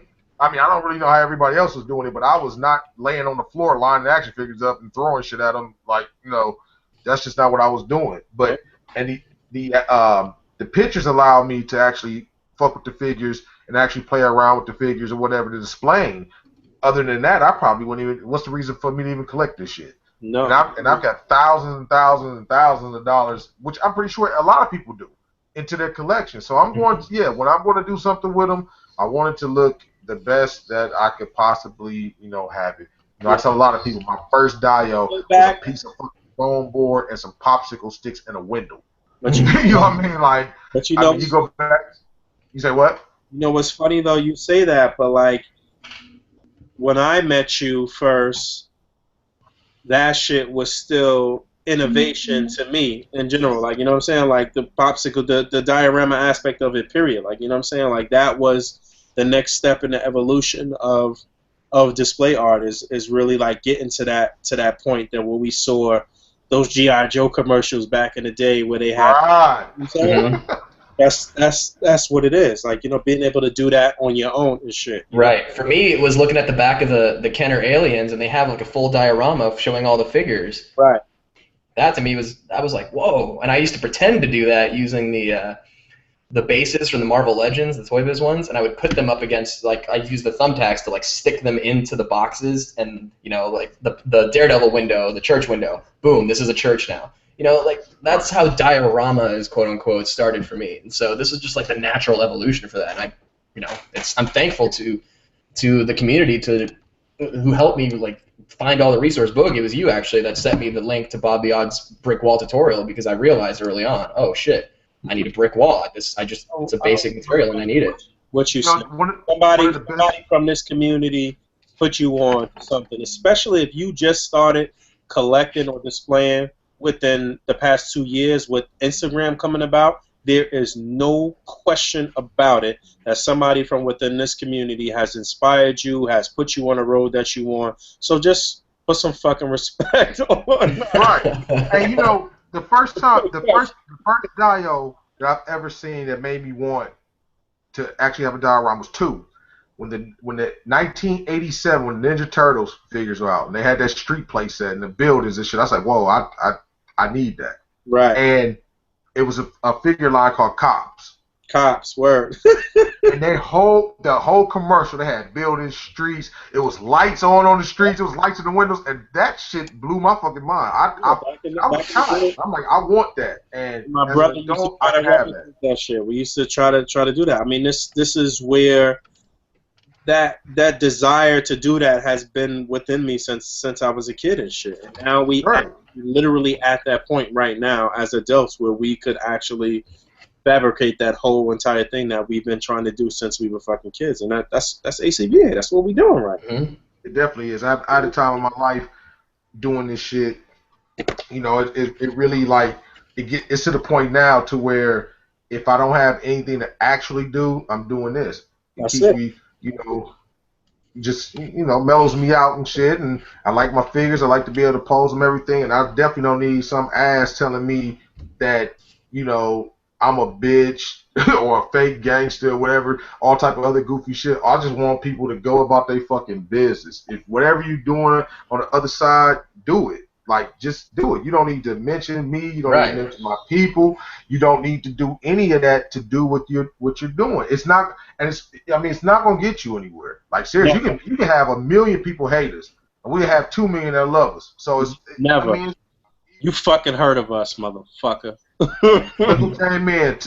It's Todd. Where you at? Todd's here. Rectangular. Fucking clowns. So we got half of the Triple C podcast joining us now? No, actually 1/4. Tyler was just a guest. I'm sorry. Yeah, that's all I am. I like that episode. That was a good episode. We taking the Triple C podcast down from the inside. What you was doing, Ty? You just got finished killing motherfuckers and wrapping up bodies and shit. You crazy motherfucker. Todd. Oh, Todd's quiet. Tyler, are you still there? I'm still here. So let me ask you real quick. How long you been doing improv? And I know you just did a comedy sports show. How'd that go? It went pretty well. I've been doing it for like a few months, and that was the end of that. So Wait. You do improv comedy, man? I did it one time. I just want to like get something off my list. Whoa. Just if anybody was looking, that was Todd that popped up in the chat naked.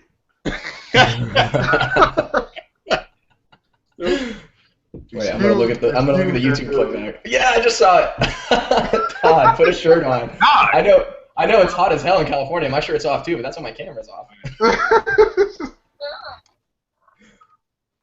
Oh shit, Ty, what the fuck you doing over there, man? He's getting some UPC codes together.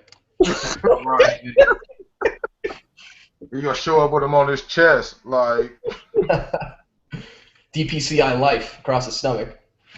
Hey, if anybody out there wondering, man, if you guys are planning on buying that Namor figure, man, the Namer figure, as Boog call it. Nammer. Namor. The Nammer. Right. I'm enamored with Nammer. Fuck yeah. New York. That fucking, right now, if you have a figure, or if you see a figure with a trident, go on and grab you one. Yeah. Because that's the most horrible trident ever. Dude, yeah, I might just grab that Aquaman that I stashed just for that, now that you mention it. Yeah. You know what, that's a very real quick, Todd just said his mic's not working, so I don't know. I'm put on a shirt. It'll work. So Ty, now that you're done with comedy sports, you're not gonna go back and do more improv? You just wanted to kind of one and done it? Yeah, kind of just wanted to one and do it, just one time and all. Man, you didn't catch the improv bug like I did. I don't like being in front of cameras. I don't like being on stage. So I was just trying to. Man, win. I relish it because I'm not shy, you know, by any means, but I'm definitely an introvert. I keep to myself a lot of the time. Mm-hmm. So when I get on stage and I can be a little more exuberant, it's so liberating because there's no real judgment. You know, everyone wants you to succeed on stage. Everyone that watches an improv show, they want you to do well. Nobody's down there thinking like, oh, I hope he fucks up. It's gonna be so funny if he fucks up. I don't know, man. I did a Trump joke. What games did you play? I forgot. Interview was one of them. I did. Some other ones too. I love other ones. That's my favorite. You know what? Doing that type of stuff can help you. Just help you be more social in general and shit. You may not want to do it to actually pursue it as a career, but it will help you in your day-to-day social life to just kind of break out of your shell and shit. And that's why I did it, just to like get out there, because I'm like always home for the most part of my day, just working from home. So I'm like, let me get out there and talk to actual human beings. Yeah, you 90s babies got to get out there, get off the fucking internet. I don't know, dude. My house is pretty damn comfy. I don't really have a reason to leave ever. I never leave, man. That's bad. Everything's online. Yeah. I don't like that shit. She likes to do everything online. I like to call the motherfucker up. That's my girl. That's like, call him. I'm like, I'm not calling nobody. I do everything online. It just makes the world much easier. You know what? I want to speak to a live representative. I be on an automated live representative. I don't know. When you get that guy from India calling, like, oh, man, help you, You know what? I call him out. I be like, listen. I be like, where you at? They say India or somebody. Well, I'm like, nah. Put me on to somebody that's in the States. There's like that South Park episode where he has the security system, the insecurity, and every time somebody invades his safe space or insults him, it goes off, and some guy in India calls. And he's like, hey, are you okay? So then Cartman answers, and he's like, oh, where are you calling from? So are you telling me you're going to call the police all the way from fucking India? I'm paraphrasing, but that's basically what happened. I was also like a mother. Sometimes when you speak to some of these operators and shit, it be inmates. Really? Real shit.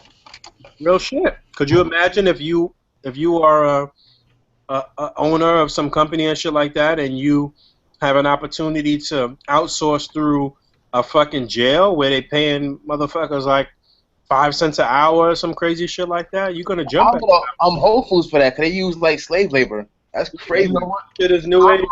Starbucks does that. No question about it. Everything Starbucks, like made by Starbucks, is going through jail labor. That's insane. Nuts.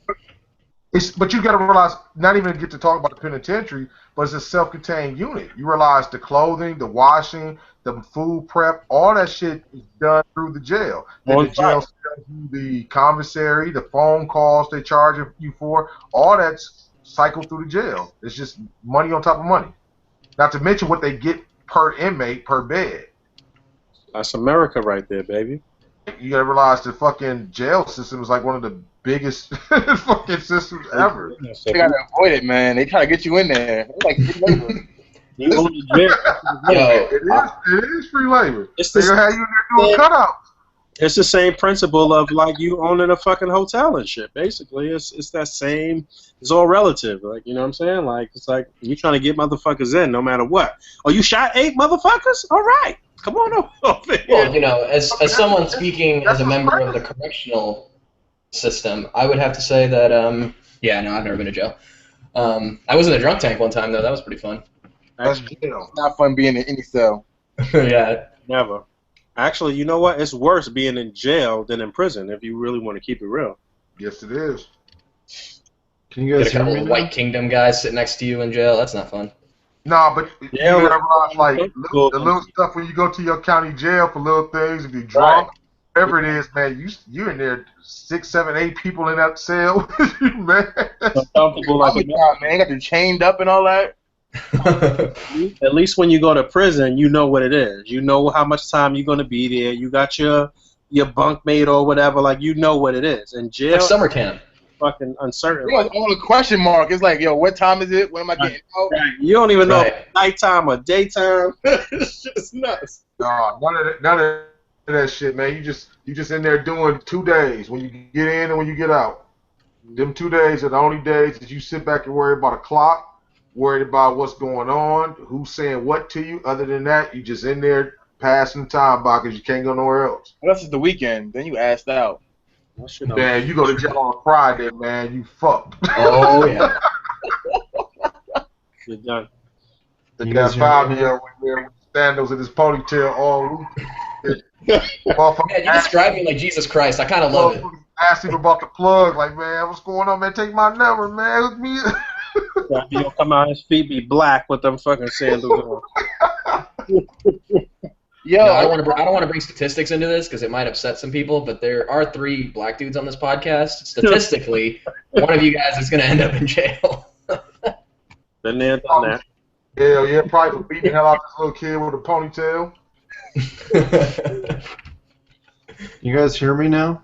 Yeah, we can. Hey, what's up, Todd? I was gonna say I watched that Bury show. your body? What's that show on A&E where those like regular civilians go to jail? Oh shit! Scared Straight. The night. No, not Scared Straight. That other shit. Yeah, Rick Dom was talking about it. Yeah, Rick was talking about it.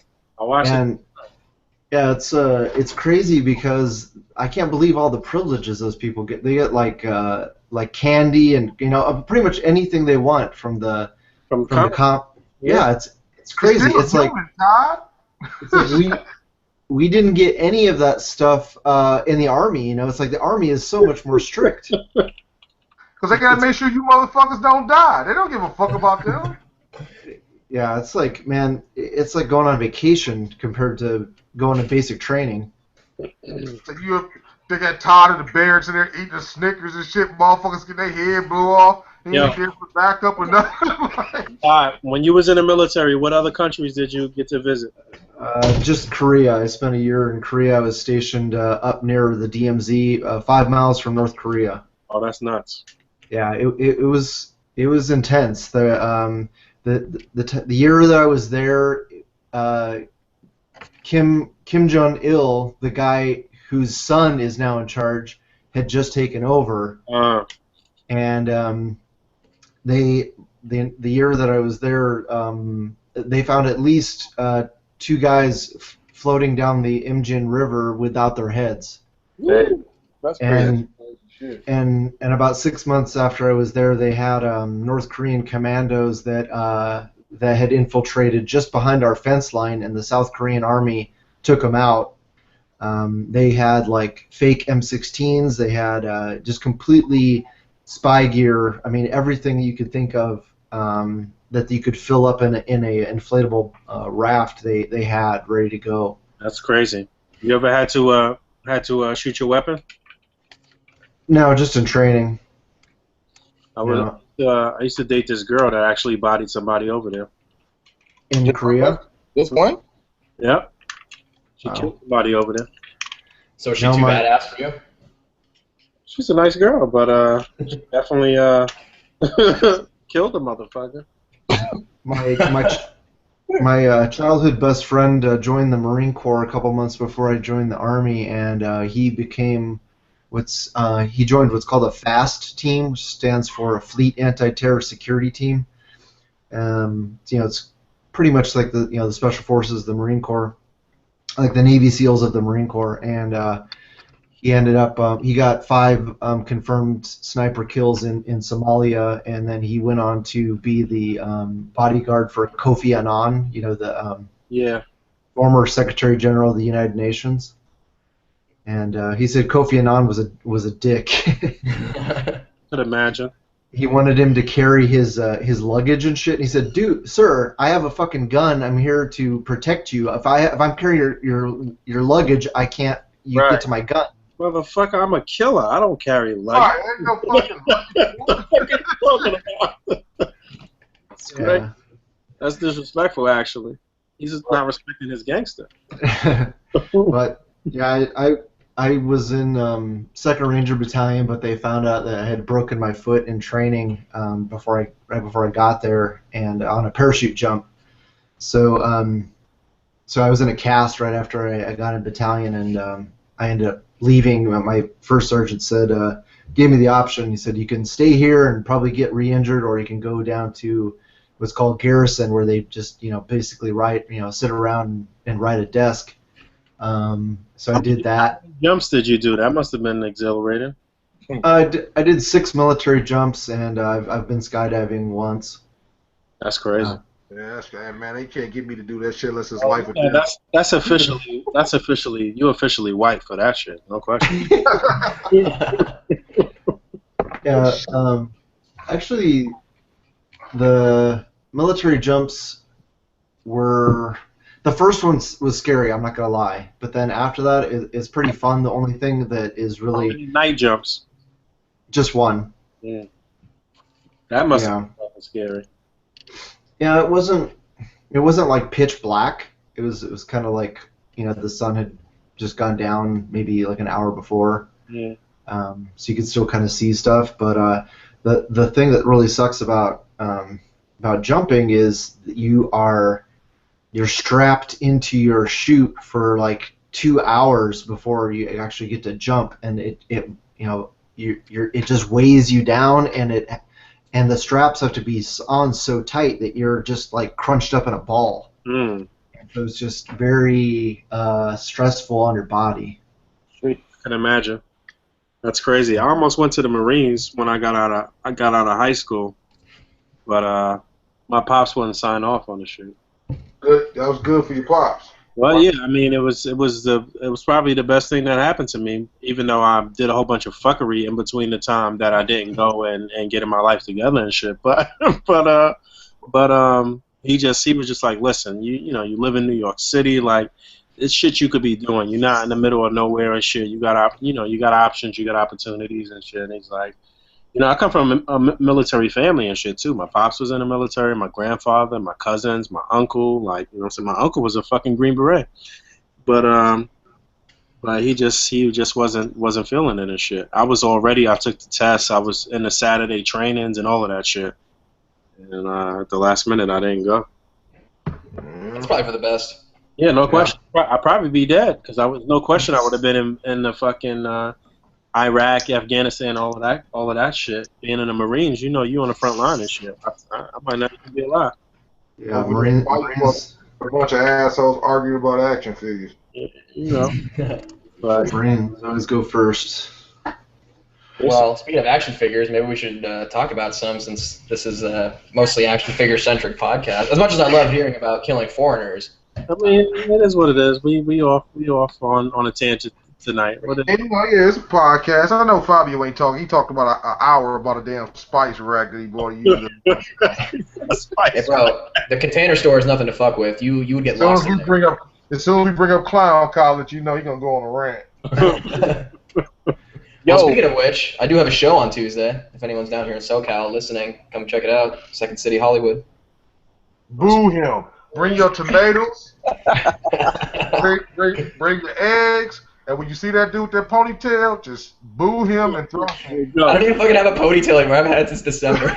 I don't know keep saying that. You're going to forever have a ponytail in our fucking mental database and shit. No question. Man, I just need to get my face cam back on so you guys will see. But what else happened? His bun. He has a bun. Yo, when we gonna get this? When is the Giant Man wave officially gonna drop at retail and shit? I don't know. My comic shop got it like 2 weeks ago, and all I see at True, I just went today. They're still, I think they still have the Cap wave, the first one. Yeah, I went on Saturday, and they had just put out cases, but they put cases of the Absorbent Man wave out. Right. You know what though? Not, just for anybody who actually gave a damn, Hasbro they contacted me again. They sent me a padded envelope and a letter containing the fucking holster for my Nick Fury. Mm-hmm. And some type of letter that was just like they wanted to enhance the experience of children or some goofy ass shit. This was just fucked up, man. Like, it was just some fill-in-the-blank template letter that he sent out, put his signature at the bottom. Right, but you know, enhance the experience of a 34-year-old child. Man, fuck that, man. But at least they sent the holster, man, because it didn't bother me at first, but then it has started bothering me. That's the same holster we're gonna get with the new Deadpool, right? Probably, yeah. You're not gonna reuse some shit, man. But I don't have a lot of hope. I don't know, man. I'm thinking that this new wave might pop up more into May. Yeah. Right. With the movie coming out. If I'm not mistaken, they're actually sending out shit that they still have in the warehouse versus shit that Hasbro is just sending them. So somebody's gonna end up with it. Is that stock just like replenishes or whatever? But who knows, man? I check. And even though I have some contacts at a couple of retail locations, I haven't. Most of the time, their systems don't have street dates or release dates or shipping dates. It's all pretty up in the air. What ends up happening is that the distribution warehouses for those stores typically don't get new inventory until they get rid of X amount of existing inventory. So they won't put in like a big order to Hasbro until they get rid of that's why like Toys R Us is having a sale this weekend. Walmart has got Legends on sale because they just have too much stock. They have to get rid of all this stuff before they can order the new wave. Right. Yeah, my shelves were full with the Red Skull wave, Red Onslaught. Yeah. Well, that's why I keep telling people, if you want these waves, you have to pre-order them because these big box stores have too much inventory. Yeah, and you gotta double up. You gotta double up and triple up and get them fucking still motion displays going and just buy up every fucking thing, man. I still got some shit. Don't do no good. Huh? The employees don't do the stores any good either because, like, at a lot of these Walmarts and shit, that shit sits in the back for. And you know what? The worst was Kmart. I remember when the Thor movie came out, they had all those figures. Kmart had none of that shit. I remember maybe, it might have been 4 months after that, they put out a giant Thor display. It's like, dude, these people have bought this months ago. Like, and that shit just set. And it's just certain stores where the employees are rotating the merchandise, especially Walmart. You go inside of a Walmart, and it'll say Avengers Legends. You got Captain America figures, you got Spider-Man figures, you got all type of shit everywhere. And that shit just sits in the back. Until one decides, like, hey, you gotta put this shit out. Shout out to my man Ja. He just tagged me on something on Facebook, some post from a comicplanetcultureforlife.com. That's a long-ass fucking .com. What the fuck? But it says Spider-Man screen time in Captain America Civil War unofficially revealed. Spidey teased in TV spot. Spider-Man is not only the most anticipated Marvel character set to debut in Captain America Civil War, he's said to be the show stealer in the movie. This was confirmed by film critics who were given access to an early screening of Civil War last week. Nearly everyone who tweeted about their early reactions to the film were dumbfounded and were in awe of the latest superhero movie offering from Marvel Studios. Among the superheroes in the film, and there are a number of them, it was Spider-Man who was the most talked about. Of course. 20 minutes of Spider-Man, 10 minutes of Peter Parker, they're saying. 30 minutes of Spider-Man. That's pretty good. That's kind of what I've heard early reports about. It's about like 20 minutes of him in the suit and about 10 minutes of Peter Parker. Yeah, that's pretty fucking good. How many? I think it's like might be just a little bit under 2 hours, if not just about 2 hours. I'm sure it's going to be 2.5 hours. The more I hear about it, it sounds like it's going to be 3 hours because there's so many goddamn characters in it. Right, yeah, that too. I mean, I'm all for it. I could fucking, if I could sit through it, I'm fine with it. But I was, in fucking BVS, I was ready to go, man. I had fucking nothing. I still haven't seen it, but, you know, I'm not a DC guy, so. I fucking dozed off a couple of times, and I was just ready to go. The only movie I really had to sit through that was horrible, that was like 3 hours, was the last Transformers. I said, shit. Oh, yeah, that was long. I fell asleep, which is bad. I like Transformers. But you know what? The crazy thing about it is being long really doesn't matter when it's shit happening. You like, Jesus Christ, this movie is whack. Shit. Yeah, you think the movie going to be the shit, you bring drinks to the theater and all of that, and that should just have you sleeping. Yeah, that shit's crazy, man. But I can sit through a 3-hour movie, man. It's not a problem at all. Yeah, as long as it's good. Right. So I opened up the Q&A. Everyone's going to be pouring in their questions right now. Just to address the audience directly, we got Ty Star the artist in the chat right now. If you have any questions about cutouts, upcoming products, or whatever, this is your chance to ask him. He's new figures. He can answer your questions. And if you want to know, like, specifically Marvel Legends stuff, Todd's your man. Because you know we get like 20 Marvel Legends questions every week. If you want to know about flip-flops, Fabio is the man. And if you want to know about the best hair care products, that's when I'm your man. You know what shampoo I use? Mane and Tail. Mane and Tail? Horse shampoo. Hey, the same shit the chicks will weave you. That's funny. That's some black girl shit right there. Dude, it makes my hair impeccable. I mean, it's short now because I just got a haircut last week. But when my hair is nice and long, it's pretty good. It's probably the best shampoo I've tried for my hair. Mane and Tail has a picture of what on it? What does it have a picture of on it? It has a picture of 2 horses running in a meadow. Right. And what do you have? A ponytail, motherfucker. I have a damn ponytail. But yeah, when I did, yeah, that was the fucking product for it. So now you got his hair pinned up in the back like Hellboy. Okay, well, you know what? We got a flip-flop question, so I'm going to answer because I know the answer. Best flip-flops out there, Rainbow brand. Those are the best. Rainbow brand. Rainbow brand. Rainbow brand, ponytail, flip-flops. I don't know. I'm starting to connect some dots here. You connecting those dots, you're going to make a little sailboat picture, aren't you? I don't know. Show up your workbook. Let's see that little coloring book you're working on, Pharaoh. That's what you're talking about, right? We talking about your coalition picture, the Rainbow Coalition. No, I'm talking about Rainbow, the band, with Johnny James Dio. I'm just fucking with you, man. Calm down. I know. We're fucking with each other. This is a good little circle jerk.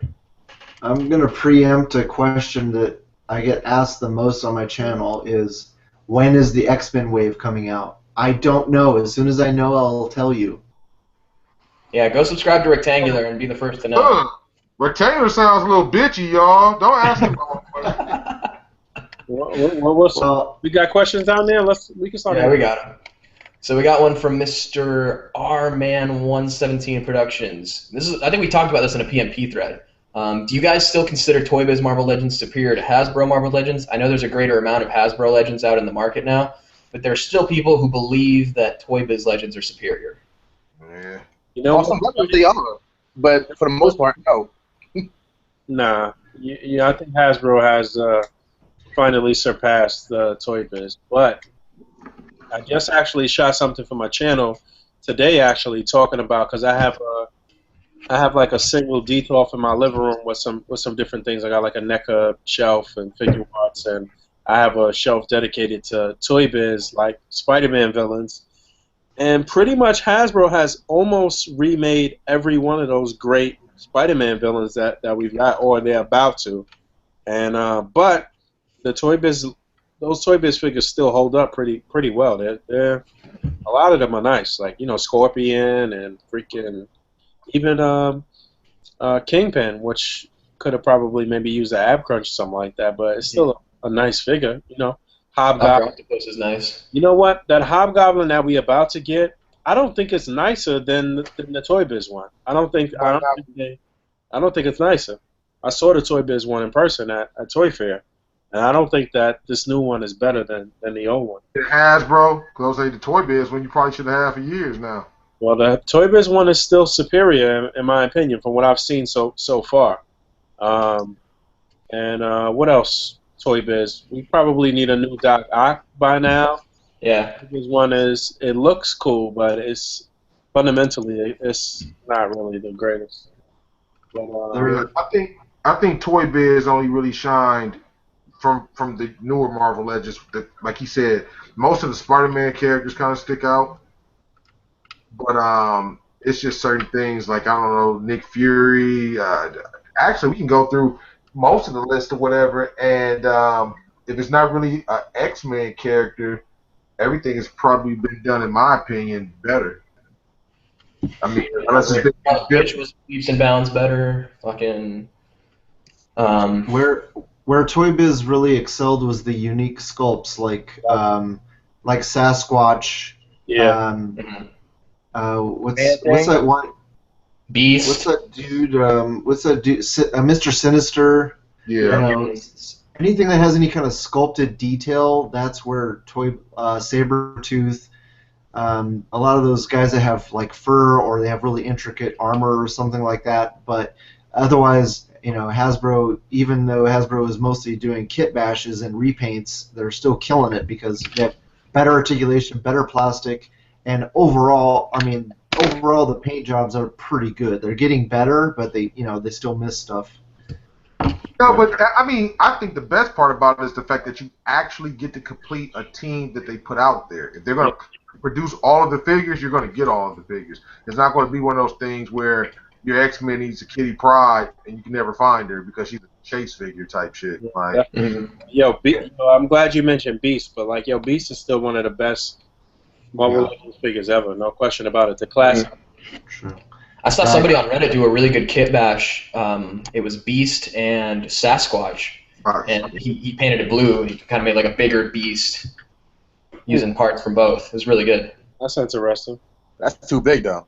That's a big figure. Yeah, it was a little big, but I think the design of it looked a lot better than the regular Beast because he didn't have that kind of hunch to him. But he could have that hunch because that Sasquatch has the ab crunch. Mm-hmm. That Man-Thing figure is perfect. It's perfection. Which one? Man-Thing. Yeah, Man-Thing is the same sculpt as Sasquatch, but yeah, you know what? I would like to see them do a more like bulkier Man-Thing, like sort of from the most recent like Thunderbolts, where he's like has a little more girth to him and shit. But like, there he is. Boog wants his Man-Thing to have more girth. Yeah. Pause. But yo, my man Dre just hit me up and he asked if if you plan on doing any custom cutouts where the consumers can kind of design the cutout. And yeah, we talked about that, I guess, a little bit of doing like a poll or something like that. Right. I mean, if you're nice to Ty, he'll make you a custom one. Ty ain't trying to make no shit for free. Right. Oh, yeah. I mean, I paid him, but I had to be real nice about it. He did my cutout for my round 2 photo combat. Yeah. I ain't trying to do no shit for free, as he should, But what I was gonna say, we're gonna have a really very, very cool cutout in this next set that's gonna be awesome. Can't wait.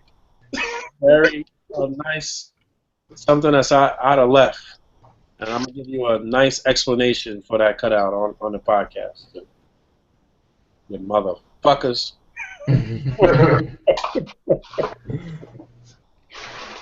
The thing that would next really, question. the thing that would go really ahead, push Hasbro over the top, as far as value, is if they would give us an alternate head for every figure. And hands. Yeah. And hands would be, yes, hands definitely would be a bonus as well. We talked when I was down in SoCal hanging out with the other guys from the Triple C podcast. Talked about it'd be nice to have one wave where they didn't do a BAF and every character came with extra set of heads and hands. That would be nuts. Mm-hmm. Actually, not a bad idea. Because I think it's Gentle Giant. I think is the main sculptor for Marvel Legends, and in the past, they've done a pretty good job, but we just keep getting the same looking head, like the Steve Rogers looking head on every male character. You know what's funny? If they did an extra set of head and hands for like 2 waves, they wouldn't have to do it no more because we would have everything that we need right there. We could apply it to every fucking figure, really. At the end of the day, as far as the hands are concerned, if you do female mold, a couple of the male bucks and shit like that, like we'll have the hands anyway. So like for instance, the Iron Fist hands can fit perfectly on a Namor figure, but it's just not the same skin tone. So you would have to paint it or fuck with it or whatever the case may be. But that too, though, the fact that the heads don't fit the same on all the figures, that's kind of annoying. The neck peg. I think that to sculpt a face, to sculpt multiple faces would probably cost more than to sculpt an actual figure. You're So right. that's what I would think. I mean, especially if you're doing something along the lines of maybe one face standard, one face screaming, one face like they did with the fucking Rhino. Just you have 2 faces, or Nuke. To do that with every figure, that's a lot of fucking sculpt. I mean, I guess, but I was just talking about this today. I was recording some video from Main Course, and I was talking about the Morbius figure, which I like, but like for it to have that screaming head the whole time is kind of a pain in the ass. Bro. Yeah, but I mean that's the same thing. Remember I said about that Blade figure. That's why I was glad they didn't produce it. That open mouth. I bet it's terrible. What other questions we got though? Let's see. Someone just had a little quick thing that I should address. It was he hopes this guy named Alex. He hopes that Hasbro releases a new Electro because the old one is garbage. And yeah, we're probably getting a classic Electro. Yeah, that's. I think that was on the list, right, Todd? On one of those lists. I think we talked about it maybe last week or the week before. We talked about it last week. Yeah, there's definitely a new Electro coming. So keep holding out hope, Alex. Don't pay anything on eBay for any of that old one. Honestly, it'll probably be the modern Electro, though. It'll probably be I guess like the bullhead version. As a matter of fact, Wissman did a custom of that style of that look. What, didn't he use the movie Electro for that? Yep. Oh, okay. Yeah, I've seen that. The base. Yeah. I don't know yet. All I know is that the site that I screen grabbed all those pictures of pre-orders for the next waves, where it looked like we found out what the Build-A-Figures are going to be. They had a picture of a classic Electro there, but they who knows if they actually know what we're getting. No doubt. Real shout out to Kid Sidekick who's watching right now. He's doing some A.C.B.A. while he's listening. So Tommy was good. Shout out to Kid Sidekick. Ooh, that work. Huh? The Falcon figure that just got released. Like, I guess not released. They showed it out over there across the seas. Oh, that's in that 3-pack? Yeah, that looked crazy. Oh, not even on the here. Cat Falcon? Yeah. No, movie Falcon. Oh, that's the 2-pack. Winter Soldier. Right. I was just watching. I think it might have been Jimmy Kimmel Live, but he had Team Iron Man and Team Cap on as like separate guests. Oh yeah. And when Team Cap came out, yeah, he showed him the action figures for Falcon and Cap and for Winter Soldier, the actual the ones that are coming out. So that was pretty cool. It looked cool on TV, but then seeing it like with the wings, I was like, oh, they actually did that finally. Wait, this Yeah, is yeah. a Legends figure or a Select or what? No, it's a Legends. Legends. Gonna have to buy that movie cap. I mean that movie Falcon if you want wings for your comic. Right, I was just thinking. Or you could buy the Titan Heroes Falcon, which has like really small wings for a 12-inch figure. Will fit on your 6-inch. All red. Yeah, they're red. You wouldn't really have to match them or paint them. I mean but you gotta realize that's if the pegs fit. You gotta match everything. I mean, with a little customizing. You have like a better bet trying to match a Marvel Legends peg with a Marvel Legends figure versus buying a 12-inch figure and trying to finagle the pegs or however they connect those damn wings. Well, they're two separate wing pieces they attach to the arms. By clip? If I'm not mistaken. Yeah, it's pretty silly that they gave the movie Falcon wings. Why didn't they just use the same wings for Sam Cap? Exactly. I don't know why they would in a box set, why they would leave anything out and shit. Like you're already tacking on a few extra dollars for the box set anyway. Like put the extra accessories in. Stop playing. Fuck that. They said fuck that. We gotta buy. We're gonna make you buy the movie figure and the comic figure.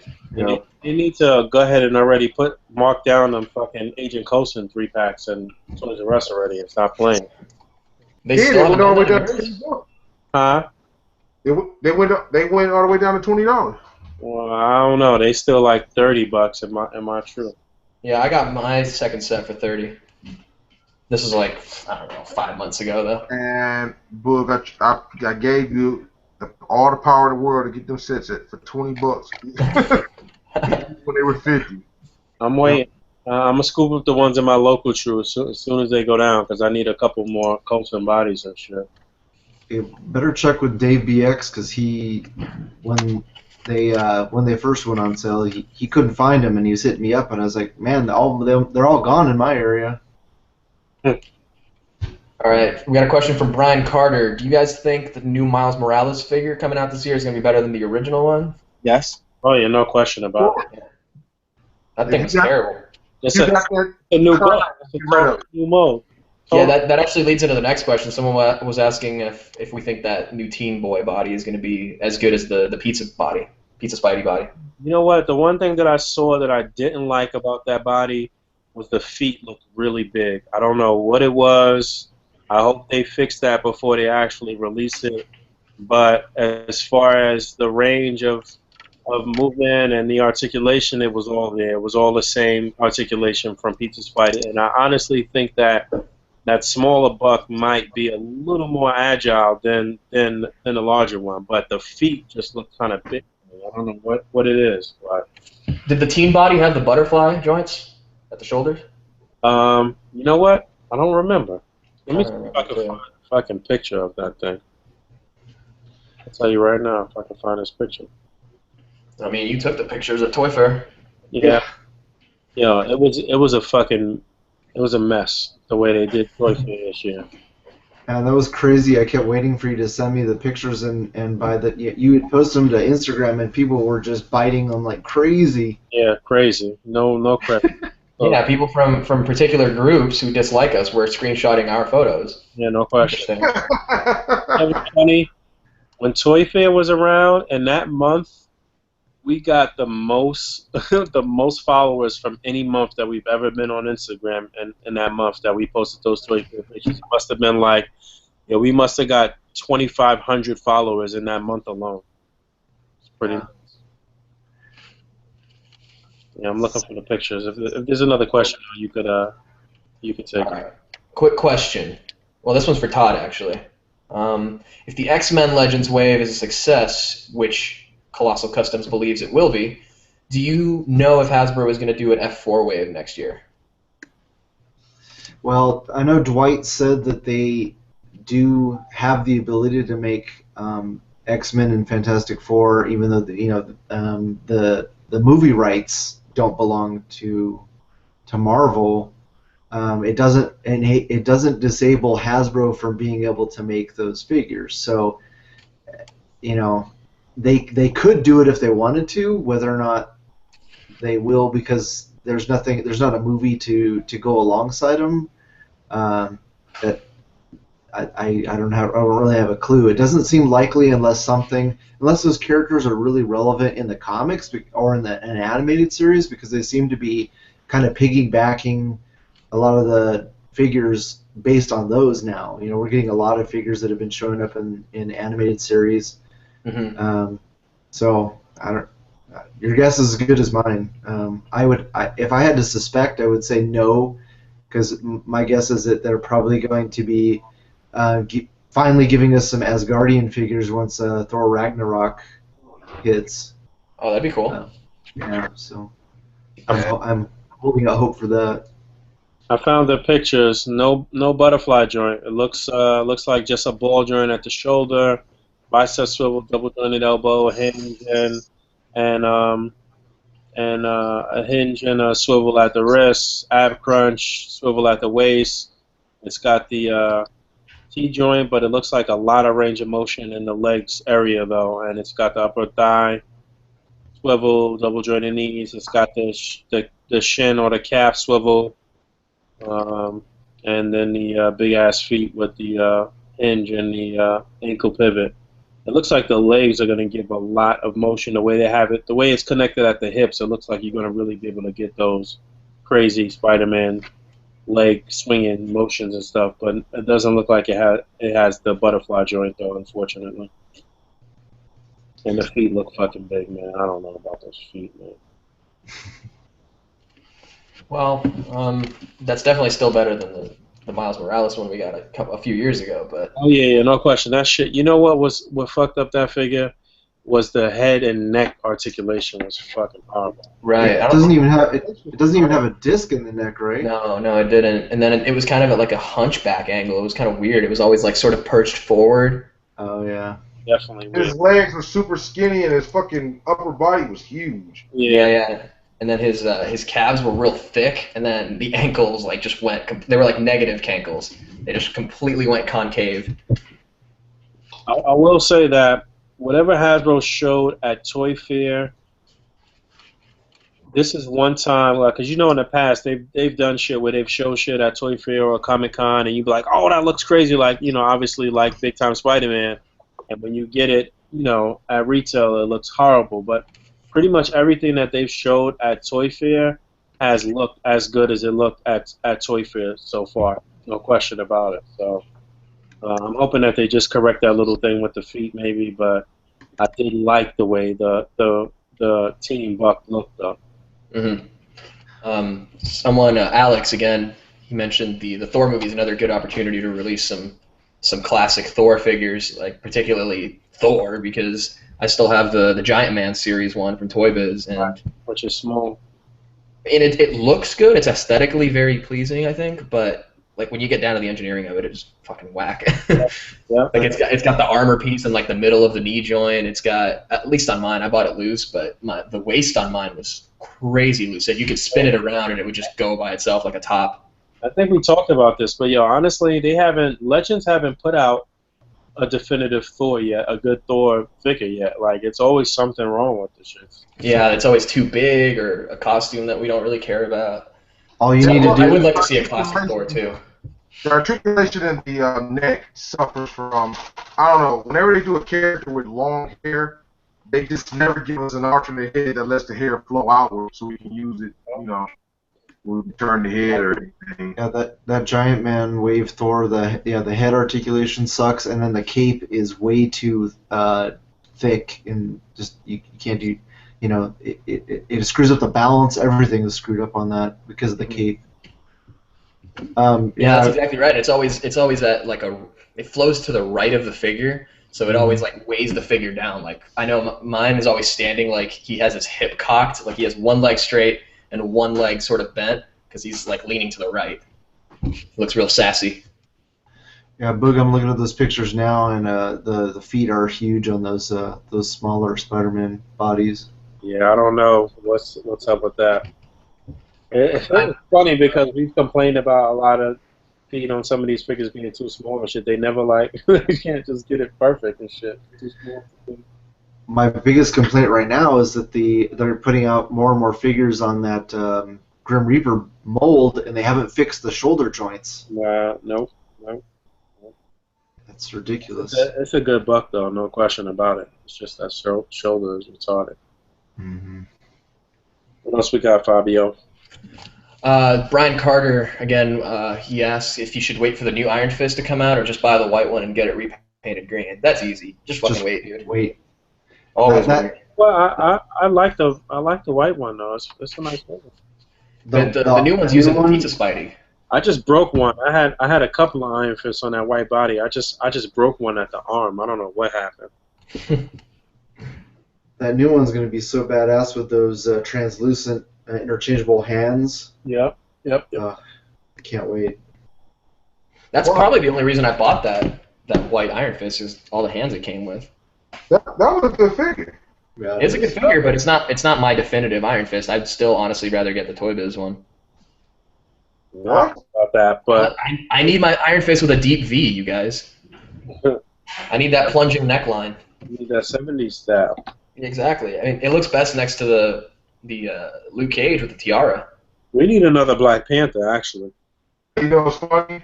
Because remember, Boog, I posted a picture of Iron Fist, the classic Iron Fist and Luke Cage, and Jesse Falcon came on and he made the comment, it looks like they're cruising for cock.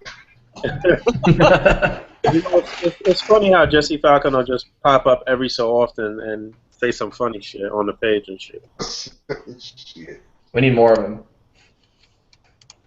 Maybe let the audience know who Jesse Falcon is in case they don't know. Jesse Falcon is the man. He's working at Marvel and shit right now, but he's one of the people that helped start Marvel Legends. He's the person, one of the main people that's been campaigning for Legends all of this time and pulling strings behind the scene and kicking Dwight Stoll in his ass and all of that shit. That series though on Marvel gotta stop. They gotta change it up or something. What's that? That series he works on Marvel YouTube page. Yeah, you know what? I had asked him about that shit when I saw him at Toy Fair. He does a lot of shit for that show. Voices, the production, producing the shit. He's like heavily involved in that show. But I think the show could be better. I think they could probably maybe get some better writers and shit like that. Like it could be an amazing show, but like I don't think they be like pushing the envelope enough, and I think some of the writing be corny. Yeah. All right. So next question. Excuse me. What do we think of the Figma Deadpool coming out? I want to see. It's hard to think anything, seeing that we haven't actually seen it. We've only seen like a promo figure, right? We haven't actually seen the figure. I'm gonna be fucking mad shit if it's based on that solid snake body like all these motherfuckers been doing. I'm gonna be mad. It's not going to do that. That's not what Figma's going to do. They're not going to take the solid snake and turn it into a Deadpool. You can rest easy on that. More than likely, it's going to be about tall as the figure, whatever. But we don't know if we're actually getting a movie Deadpool, if they're going to do the one from the actual the artwork they show. We don't know much about it, so we can't really speculate on it. It's kind of the same thing, really. Well, nah, the picture that they show looks more like the Legends version, which is the most recent comic accurate version. Right. So It's from the run written by Brian Posehn. Right. So if they do that, that could be pretty fucking interesting. I want the Mezco one. That one's gonna be the one I need. Yeah, that's probably going to be my Deadpool too. Wait, Mezco's doing a 6-inch one? Yeah, they're doing the Spider-Man too. Interesting. I know I'm pretty sure Deadpool is going to work really well in that medium. I don't know about that Spider-Man because it looks like the hands and feet are going to be a hard sculpt. Okay. Yeah, that might look weird. Right. Hope not. I hit him up one time. I showed him a custom that someone did. It was like a full 6-inch cloth Spider-Man. I was like, this looks crazy. And he was like, yeah, we saw it. We're gonna do something better than that. I was like, I bet. I'm not totally sold on these on the Mezco cloth shit. Like, honestly, the ones that I've seen so far, the best looking figure was probably was Punisher and Green Arrow. Oh yeah, that Green Arrow looks great. Well, I mean, it's easier for them to do the hands if the character has a glove. Right. With the Batman figure, they just did a hard plastic over the forearm, and they made a hard plastic glove. So it was easier for something like that. Versus Spider-Man has no glove, so it's going to pretty much be a material suit all the way into the wrist. Right, but he has kind of like a high glove, maybe goes like halfway up his forearm, and then on the back side along the elbow, it continues the red with the web pattern up to the shoulders. So I'm curious to see how that's going to be done, because it could be like not necessarily a hard sculpt over the cloth, but it could be like the cloth is stitched into the hard sculpt that goes along the arm. If that makes sense. Sculpt kind of way, like in plastic, it matches the fabric. That could work. Yeah, it's something like that. I'm curious because that's how I envision it. So I want to know how they're actually going to pull that off. Is it going to be like? I hope they get it right, because they sure charge a lot of money. That's for sure. Yeah, right, that Flash looked kind of like crazy because he has the sculpted head, but the rest of the body is like fabric, and it doesn't really match well. And Right. But I mean, that's all of them. All of the heads are plastic with the fabric. It's just it works better for characters that, like for instance, with the Batman. The cape pretty much separates the head from the rest of the suit, so it looks a little better. Or Judge Dredd, it's a helmet versus actual cloth. But Deadpool is probably going to be about the same. Any of them that wears a mask, it's going to probably be hard plastic with the soft goods suit. They can't do it. I don't know what's going on with your shit. Pharaoh's got a lag. Yeah, you might want to re-enter the chat, Pharaoh. All right. Let's see if we got any more questions. What are some Toy Biz figures that desperately need some remakes? Well, thank goodness we got a new Scarlet Witch. That was long overdue. Definitely. New Black Widow. Electra, yeah, Black Widow for sure, because that 2-pack one is super hard to find. And it's not even that good. Not good. We need a new Jigsaw too, man. If they could do Jigsaw with the white suit with the new suited body, that'd be fresh. Yeah, I like that. Wonder Man, I think that's been rumored, but definitely need a new Wonder Man. We're gonna get a Wonder Man. There's no question about that. The problem with me is that I want a fucking classic Wonder Man. Yeah, we probably Glasses? don't get that though. You want the smoking jacket, or you talking about just the? No, classic. He's got the goggles. Yeah, the goggles. With the green? Green with a red W. That would be dope. That would be like that. Man, I want to complete the team I've been kind of working to complete, but it's going to be kind of hard because a lot of these characters are fucking weird and honestly probably don't even exist in continuity anymore. It's the Force Works team. It's kind of like the West Coast Avengers, except Iron Man kind of made it his own. I remember Force Works. It was a super weird book. It was very low key, but they had that something knight. It was some kind of knight, Dread Knight. That's what it was called. Dread Knight was kind of a weird character, but then they have the black Spider Woman. I think Black Knight was part of that as well. It was just a weird team, but Wonder Man was in there. You still haven't touched yet, like Slapstick and Kid Nova, like a lot of characters they still can do instead of redoing old ones. Yeah. Yeah, but you're That's right. Older characters still, I mean, they still have that value, man. Some of these newer characters, they switch characters so much and do shit to them. I mean, you get those newer figures, and it's like they're not even relevant anymore. Yeah, that's a problem. Like Falcon right now, I'm pretty sure he won't be around next year. I wouldn't mind seeing them do the Destroyer armor over and making that like a Build-A-Figure and making it big, making it the right size. Oh, that'd be real good for that Thor wave. Yeah. We need to finish fucking Alpha Flight. Fuck cares about Alpha Flight. You know what? This is not a remake, but since they did Red Guardian, I want to see Ursa Major, man.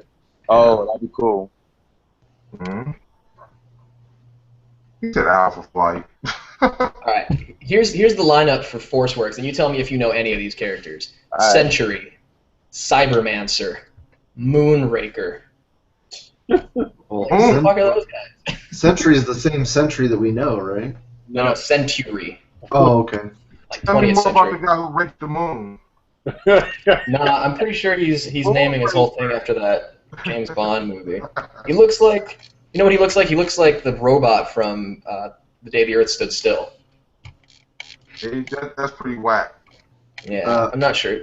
Dread Knight was actually in the Iron Man animated series, which is kind of what it was based on Force Works. We're getting a He new. has the same armor and everything. We're getting a new Cable. We need a new Bishop. Yeah, we need a new cable. Yeah. I don't even want that version of cable. We need a new cable still. Yeah. It's like X-Men characters. Like it's not gonna happen. Keep waiting. They're gonna trickle those things out. I'm curious to see how this Juggernaut is going to look, though. I hope they really make them massive and do a good job and shit. Yeah, because I'm not going back and getting that old Juggernaut. I hate those gorilla arms he's got. Yes, We need a new Silver Centurion. Iron Man, yeah. Oh, yeah. That's my favorite suit of armor growing up, so yeah, I'd love that. Me too. We definitely need this Fantastic Four wave, though. We need a solid Fantastic Four where all the suits match up and everything looks One set. day. It's not anytime soon. We gonna get Thunderbolts first before that. Yeah, Yeah. we're going to get Force Works before that. If they did the Future Foundation and did like a little pack-in with Franklin and Valeria or whatever, that would be fucking amazing. Yeah, they get no love. X-Men, Fantastic Four. If you're not part of the Avengers Initiative, you don't care about you. You know what? If they did a Fantastic Four line, I bet they'd do a new Dragon Man. You would hope. With They the, probably, with the round, probably will release the old Dragon Man again. they would have to do them different because the more modern one had like a round head and shit. From what I understand, they don't have that mold anymore. They lie. That was a toy biz mode. Yeah. They don't release it. I'm pretty sure Dave Cortez did that mold. A lot of anything that had like a mouth, like a hinged mouth that could open and close and shit. A lot of that shit Dave Cortez did. If they still had it, it would be on eBay right now because it's like. Hey, that's where all the Dragon Man popping up from. They fooling us. And you know what was crazy weird about the time when I went to Dave Cortez's studio and shit? Like, yo, he was so like focused on like shit that he was doing and shit. He didn't even realize that Hasbro was still using a lot of his molds and shit. Like, you know what I'm saying? Like, he wasn't getting no paper from that or nothing like that. It is what it is. But like, we was putting him on to shit that was happening with work that he did. It was nuts. That's nuts. Yeah, I love all the new legends that we're getting, but it's just so frustrating that the character selection is all over the map, and we can't ever complete a team. Yeah. This is a box set. That's the only time you're getting it. Right. Yeah. And even then, it's still leaving some shit to be desired. Oh, that X-Men box set was terrible with the X-Men as teens. Oh, the That class, was the worst. that shit was horrible. I was like, oh, I like this book. The designs are dope. I saw it. I was like, this is garbage. Like, all of it. What box set? What are you talking about? The Toys R Us box set? Yeah, the classic, but the classic new classic.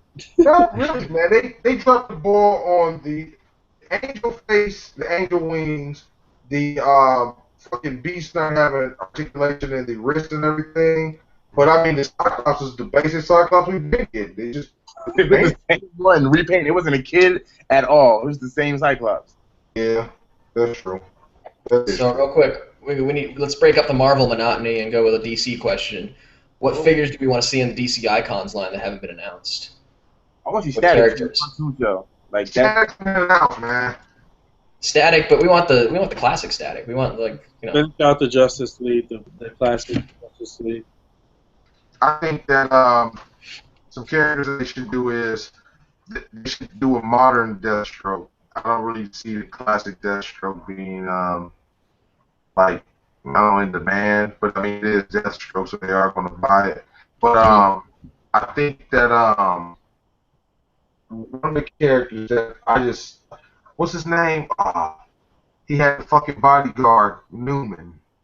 It was Tom Strong. If I'm not mistaken, his name was Tom Strong, whatever. It's those little quirky characters, or the Question, maybe the Vigilante. The Question would be cool, yeah. You know, it's a lot of characters that they could actually do, especially if it showed up on Young Justice or Justice League Unlimited. They definitely should go that route. And yeah, that Aqualad from Young Justice would be good because that was an original character for that show.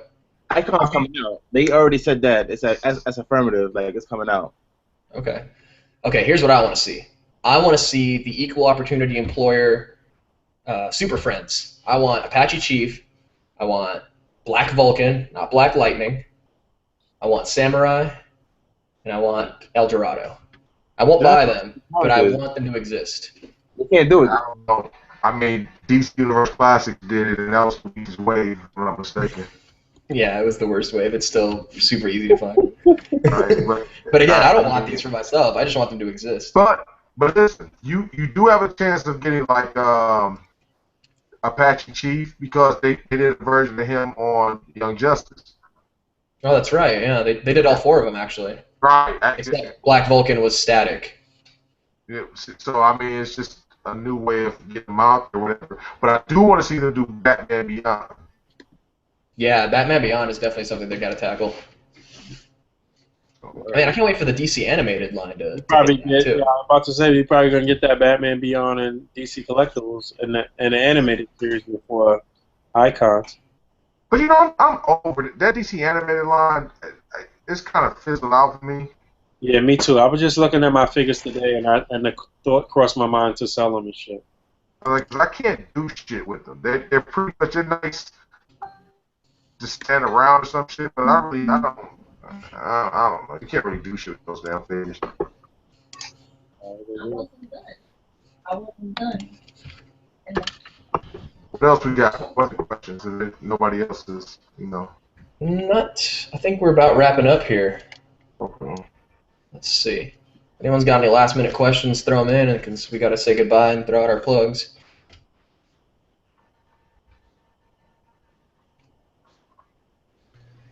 Yeah, I gotta get out of here. Yeah, we got it. All right, Todd. Let's wrap up here and let Todd and Todd do their thing. We say the same thing every week. Follow A.C.B.A. on Instagram at Articulated Comic Book Art. You on my channel right now, so I just put out a appetizer video yesterday. Check that out. I'm finishing up main course finally, and I'm gonna let my friends close out. Todd, why don't you go? Yeah, I'm looking forward to that main course. I'm Rectangular with a K. Every other Friday, I put out a podcast with Michael Wisman, Punker Mike, and occasionally Diego, the AKA the DMC. And yeah, I'm on Instagram, even though I don't really post anything there. It's _ rectangular, I believe, with a K. But yeah, Marvel Legends news, I'll try to stay on top of that as much as I can, so I'll let you guys know when I hear anything. Tyler? Yo. All right, it's Ty Star. Twitter, on Instagram, Ty Star everything. So Ty Star are Ty figures for cutouts, updates, and more. And me, they call me Colonel Crackers on Instagram, Twitter, YouTube, Reddit, and Steam. You can catch me on the Raw, Live, and Unedited Podcasting Network every other Wednesday for What's Worth Watching. And you can follow that on iTunes, Stitcher, Podbean, and at rawlivepod.com. If you're down here in Southern California, make sure you come check out the Comic Bug. We're doing that big free comic book day event on May 7th. It's going to be at both locations, so wherever you go, there's going to be some good free comics to get. They even have an exclusive variant cover for the new Black Panther comic. I think they're rebooting it, starting at #1 again. And this is an exclusive cover just for Comic Bug, which is pretty exciting. It's a big thing for them. And Pharaoh? Just Pharaoh Black. Wherever you go, Pharaoh Black, that's me. Nothing special.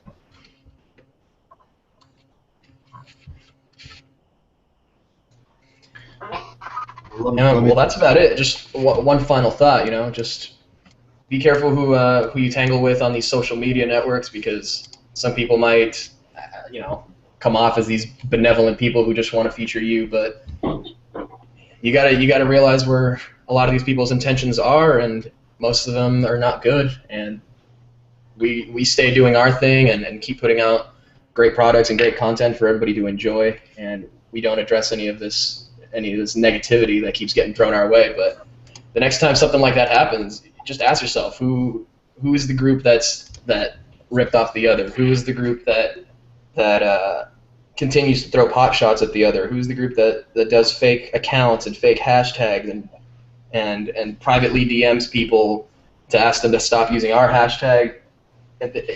the answer to all of those questions is not A.C.B.A. So just be careful what you hear from people. Some of these people are they're insane, man. Like, they don't know what the fuck they're talking about. Just know that everybody you can connect with anybody on the podcast. You can connect with anybody on A.C.B.A. If you have any questions or anything just seems funny, if you just really want to know what's going on, you can talk to any of us. Any of us is willing to take the time All and very, have a very conversation. accessible.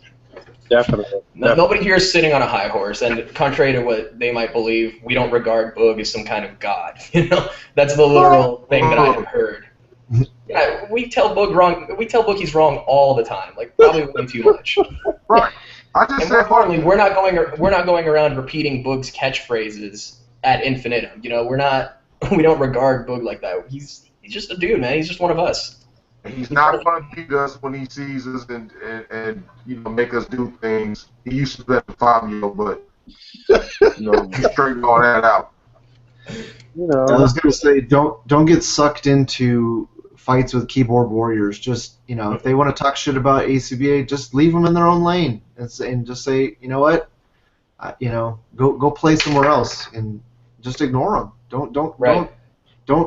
Don't get into any kind of fights or anything. Just let them be. You can't never trust somebody whose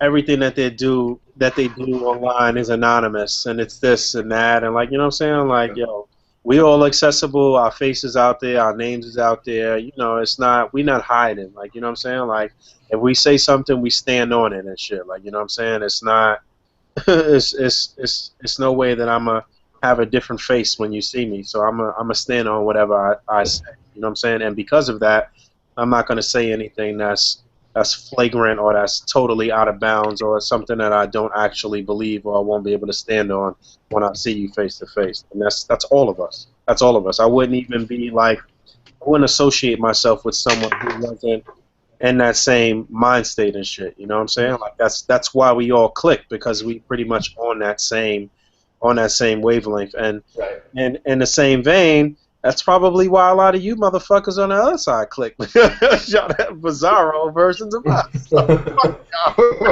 Just remember, A.C.B.A. is so much bigger than an Instagram group. Instagram is just like 1/100th of what we do on a daily basis, and don't get involved with these Instagram groups. Like, the term, to me, Instagram group has no more legitimacy than World of Warcraft guild or Xbox Live clan. It's all in the same boat for me. So recognizes real, and what we do is real, man. So if that's something that appeals to you, like, if you want to get better at what you do, if you really want to make strides in this hobby and not just wallow in mediocrity, then yeah, you're listening to the right podcast. You don't want to be in no superficial bullshit. Like, you know what I'm saying?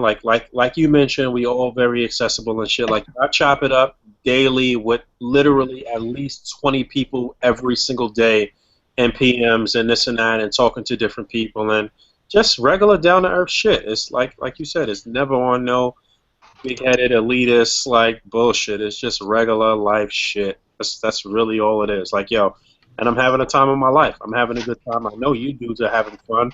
We all literally like living a dream and shit right now. Like, you know what I'm saying? Like, we are surrounded by people that get us. You know what I'm saying? Like-minded people every single day. So of course we chop it up with everybody. Like, it's fun. That's part of the fun. Like, the shit that happens offline is part of the experience as well. So with that said, let's move on. We've been on for a long time this week. I think it was a good ep though. Thanks for Ty and for Ty for coming and hanging out with us and shit. We got to get y'all on more. And until next week, man, as Pharaoh Black would say, peace and love. All right, y'all. Peace. Bye, everyone. Be seeing ya.